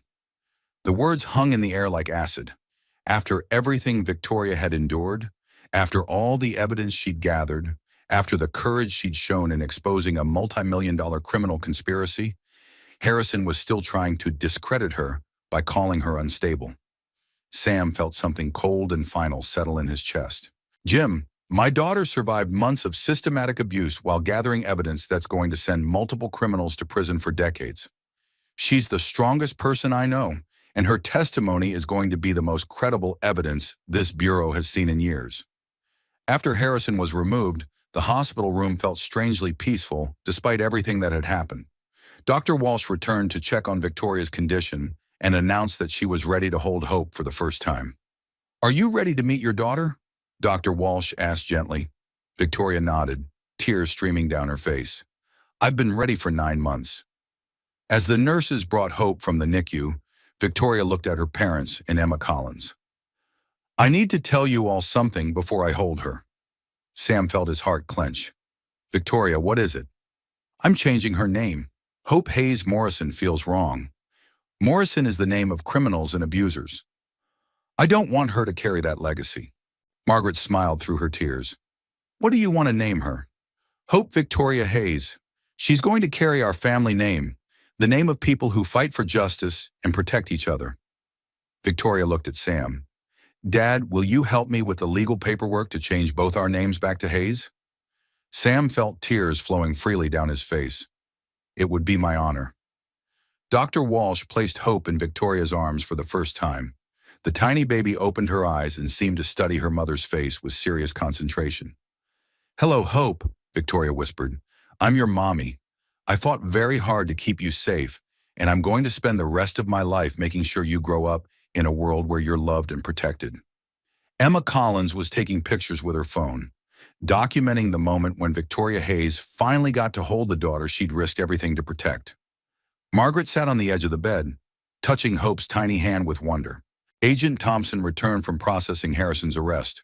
"Director, we've recovered additional evidence from Harrison's office, financial records, communication logs, and documentation of at least 6 other cases where he provided classified information to criminal organizations." "How extensive is the damage?" Sam asked. "Substantial. Harrison has been selling FBI secrets for over 8 years. The Morrison case was just the most recent example." Agent Thompson paused. "Sir, this is going to require a comprehensive review of every case Harrison had access to. It could take months to assess the full scope of the corruption." Sam looked at his daughter, who was gazing at her newborn daughter with an expression of complete peace despite everything they'd been through. "Mike, assign the corruption investigation to someone else. I'm taking family leave." Agent Thompson looked surprised. "Sir, my daughter just exposed a criminal conspiracy that reaches the highest levels of the FBI. My granddaughter was born during a federal investigation that nearly got them both killed. I think I've earned the right to spend some time being a father and grandfather instead of a federal law enforcement officer." Victoria looked up from Hope with gratitude in her eyes. "Dad, you don't have to." "Yes, I do. I missed too much of your life because I thought my career was more important than my family. I'm not going to miss Hope's first months because I'm busy cleaning up the mess left by a corrupt deputy director." Margaret smiled at her ex-husband with an expression Sam hadn't seen in years. "Sam, that might be the wisest decision you've ever made." Dr. Walsh checked Victoria's vital signs one more time. "Mrs. Morrison, I mean Ms. Hayes, you and Hope should be able to go home in 2 or 3 days. Do you have a safe place to stay while you recover?" Victoria looked at her parents. "Mom, Dad, would it be completely impossible for me to stay with one of you while I figure out what comes next?" Sam felt his heart expand with joy. "Victoria, you and Hope can stay with me for as long as you want. We have a lot of catching up to do, and I have a lot of granddaughter spoiling to make up for." As the sun began to rise outside the hospital windows, Sam Hayes sat in a chair beside his daughter's bed, watching his granddaughter sleep peacefully in her mother's arms. For the first time in decades, he wasn't thinking about federal investigations or criminal prosecutions or law enforcement responsibilities. He was thinking about Hope's first Christmas, her first words, her first steps. He was thinking about teaching her to ride a bicycle and helping her with homework and walking her down the aisle at her wedding someday. He was thinking about being the kind of grandfather who put family before career, who chose love over duty, who understood that the most important victories happen not in courtrooms, but in hospital rooms where new life overcame violence and hope literally emerged from darkness. The investigation would continue. Justice would be served. Brad Morrison and Grace Morrison and James Harrison would face the consequences of their crimes. But right now, FBI Director Samuel Hayes was exactly where he belonged, protecting his family, holding his granddaughter, and starting the process of healing relationships that had been damaged by years of choosing work over love. Hope Victoria Hayes slept peacefully in her mother's arms. unaware that her very existence had triggered a war between justice and corruption, unaware that her grandfather had just reorganized his entire life around her well-being, unaware that she was surrounded by people who would spend the rest of their lives ensuring she grew up knowing she was loved, protected, and valued. The perfect life Victoria had tried to build with Brad Morrison had been built on lies and violence. But the imperfect, complicated, beautiful life she was building with her family was built on truth, justice, and the kind of love that makes people willing to risk everything for each other's safety and happiness. 6 months later, Victoria Hayes sat in the witness stand of Boston Federal Court, holding Hope on her lap while she testified at Bradley Morrison's sentencing hearing. The baby was dressed in a pale blue outfit that brought out her bright eyes, and she was quietly playing with a soft toy, while her mother delivered the most important testimony of her life. "Your Honor," Victoria began, her voice steady and strong, "6 months ago, I was a different person. I was isolated, financially dependent, and living in constant fear of the man I married. Today, I'm here as a single mother, a federal witness, and someone who has rebuilt her life from nothing." Judge Patricia Matthews nodded encouragingly. "Ms. Hayes, please tell the court how Mr. Morrison's crimes have affected you and your daughter." Victoria looked directly at Brad Morrison, who sat at the defendant's table in an orange jumpsuit, no longer the confident CEO who'd once controlled every aspect of her life. He looked older, defeated, diminished by months in federal custody. Brad Morrison didn't just commit financial fraud and domestic violence. He systematically destroyed my sense of self-worth, my professional relationships, and my connection to my family. He made me believe I was incompetent, paranoid, and unworthy of love or respect. Victoria shifted Hope to her other arm, the baby gurgling contentedly despite the formal courtroom setting. "But most importantly, he made me fear for my daughter's future. I realized that if I didn't find the courage to expose his crimes, Hope would grow up thinking that violence and manipulation were normal parts of family life." Sam Hayes watched from the gallery, sitting beside Margaret and Emma Collins. 6 months of family leave had transformed him from the constantly stressed federal director into someone who understood that granddaughter giggles were more important than budget meetings, that bedtime stories mattered more than briefing documents, that being present for first smiles was worth more than any career achievement. "Ms. Hayes," the prosecutor continued, "can you tell the court about the evidence you gathered against Mr. Morrison?" "For 3 months, while he was abusing me, I was documenting his crimes.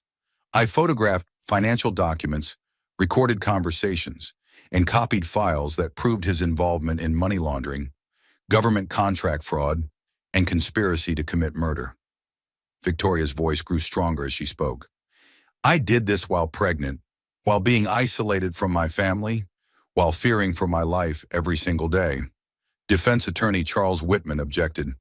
"Your Honor, Ms. Hayes was not a trained law enforcement officer. Her evidence collection methods were potentially illegal and—" "Objection overruled," Judge Matthews said firmly. "A domestic violence victim has every right to document the crimes being committed against her." Victoria continued, "I gathered this evidence not just to protect myself, but to protect other women who might become Brad Morrison's victims in the future. Men like him don't change. They don't get better. They find new targets and perfect their methods of control." Emma Collins dabbed at her eyes with a tissue. Over the past 6 months, she'd watched Victoria transform from a frightened, isolated woman into someone who spoke at domestic violence conferences, who mentored other abuse survivors, who turned her marketing skills toward helping nonprofit organizations that supported women and children. "Your Honor," Victoria said, looking directly at the judge, "Hope will grow up knowing that her father was convicted of serious federal crimes. That's a burden she'll carry for the rest of her life. But she'll also grow up knowing that her mother fought back, that her grandfather reorganized his entire life to protect her, and that justice was served when powerful people tried to hurt innocent victims." Atworm. Brad Morrison's face was stone cold throughout Victoria's testimony, but Sam could see the anger in his eyes. Even facing 15 years in federal prison, Morrison still believed he was the victim of an elaborate conspiracy designed to destroy his life and reputation. Grace Morrison, who'd been sentenced to 12 years in federal prison 3 months earlier, was not present for her son's hearing. She'd been caught trying to bribe federal marshals to arrange Brad's escape during transport to a previous court appearance. The additional charges had added another 5 years to her sentence. Deputy Director James Harrison had been sentenced to 20 years for his role in the conspiracy. His fall had triggered a comprehensive review of FBI operations that was still ongoing, but Sam was no longer involved in that process. He'd officially retired from the Bureau to focus on family and to avoid any appearance of conflict of interest in the ongoing investigations. Ms. Hayes, Judge Matthews said gently, do you have any final statement you'd like to make before I impose sentence? Victoria stood up, holding Hope against her shoulder. The baby had fallen asleep during the proceedings, completely trusting in her mother's protection. Your Honor, I want to say something to other women who might be watching this case, women who might be living with abusive partners right now. Victoria looked toward the gallery, where several domestic violence advocates sat alongside her family. I know it feels impossible to leave. I know it feels like you have no resources, no support, no way to survive on your own. I know it feels like no one will believe you, that people will ask why you stayed, why you didn't fight back sooner. Her voice grew stronger and more passionate. But I want you to know that you are smarter than your abuser gives you credit for. You are stronger than you think you are. And there are people who will help you if you give them the chance. Victoria looked at her father, who was crying openly despite being in a public courtroom. I also want to say something to the law enforcement officers who might be handling domestic violence cases. Please remember that victims aren't looking for you to rescue them. We're looking for you to believe us, to document our injuries, and to hold our abusers accountable for their crimes. Judge Matthews nodded approvingly. Thank you, Ms. Hayes. Mr. Morrison, please stand for sentencing. Bradley Morrison stood slowly, his orange jumpsuit a stark contrast to the expensive suits he'd worn during his years as a successful CEO. Mr. Morrison, you have been convicted of domestic violence, assault on a pregnant victim, financial fraud, money laundering, conspiracy to commit murder, and obstruction of justice. These crimes represent a pattern of behavior that shows complete disregard for human life and human dignity. Hukram, Judge Matthews paused, letting the weight of the charges settle over the courtroom. Your abuse of your pregnant wife was particularly heinous, but your systematic destruction of her professional and personal relationships demonstrates a level of calculated cruelty that this court finds deeply disturbing. Brad Morrison stared straight ahead, showing no emotion. Furthermore, your financial crimes weren't victimless. You stole millions of dollars from municipalities that trusted you to provide essential services. You defrauded taxpayers who expected their money to be used for legitimate public purposes. Judge Matthews looked directly at Morrison. Mr. Morrison, I hereby sentence you to 25 years in federal prison, followed by 5 years of supervised probation. You are ordered to pay restitution in the amount of $14.7 million to the municipalities you defrauded. You are also ordered to pay child support for your daughter until she reaches the age of 18, and you are prohibited from any contact with Ms. Hayes or your child except through court-approved supervised visitation. The courtroom was silent as the sentence was announced. 25 years meant Brad Morrison would be nearly 65 years old when he was released. Hope would be 25, older than Victoria had been when she married him. Additionally, Judge Matthews continued, given the systematic nature of your abuse and the threat you pose to Ms. Hayes and your child, I am issuing a permanent restraining order that remains in effect even after your release from prison. As federal marshals prepared to lead Brad Morrison away, he turned toward Victoria for the first time during the proceedings. This isn't over, Victoria. 25 years isn't forever. Sam started to stand, but Victoria raised her hand calmly. Yes, it is over, Brad.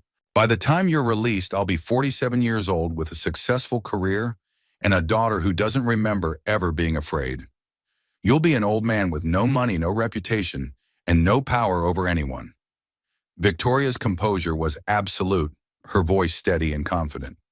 You spent 3 years trying to make me believe I was weak and incompetent, but I was strong enough to gather evidence against you while you were abusing me.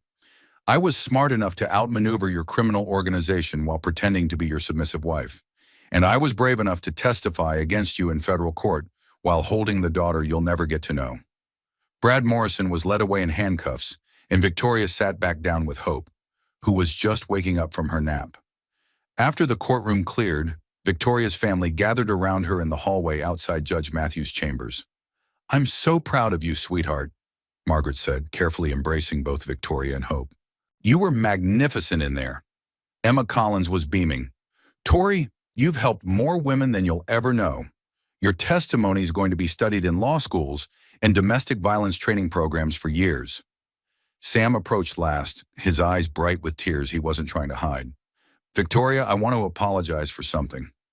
She looked at him with surprise. "Dad, what could you possibly need to apologize for?" 3 years ago, when you told me you were marrying Brad Morrison, I tried to convince you not to do it. I thought I was protecting you from making a mistake." Sam paused, looking at Hope, who was gurgling happily in her mother's arms. "But I wasn't trying to protect you from him. I was trying to protect my own pride from being wrong about someone." Victoria studied her father's face. "What do you mean? If I'd really been trying to protect you, I would have investigated Brad Morrison before your wedding. I would have used FBI resources to run background checks, financial audits, criminal history searches. Instead, I gave you my opinion and then walked away when you didn't take my advice." Sam reached out to touch Hope's tiny hand.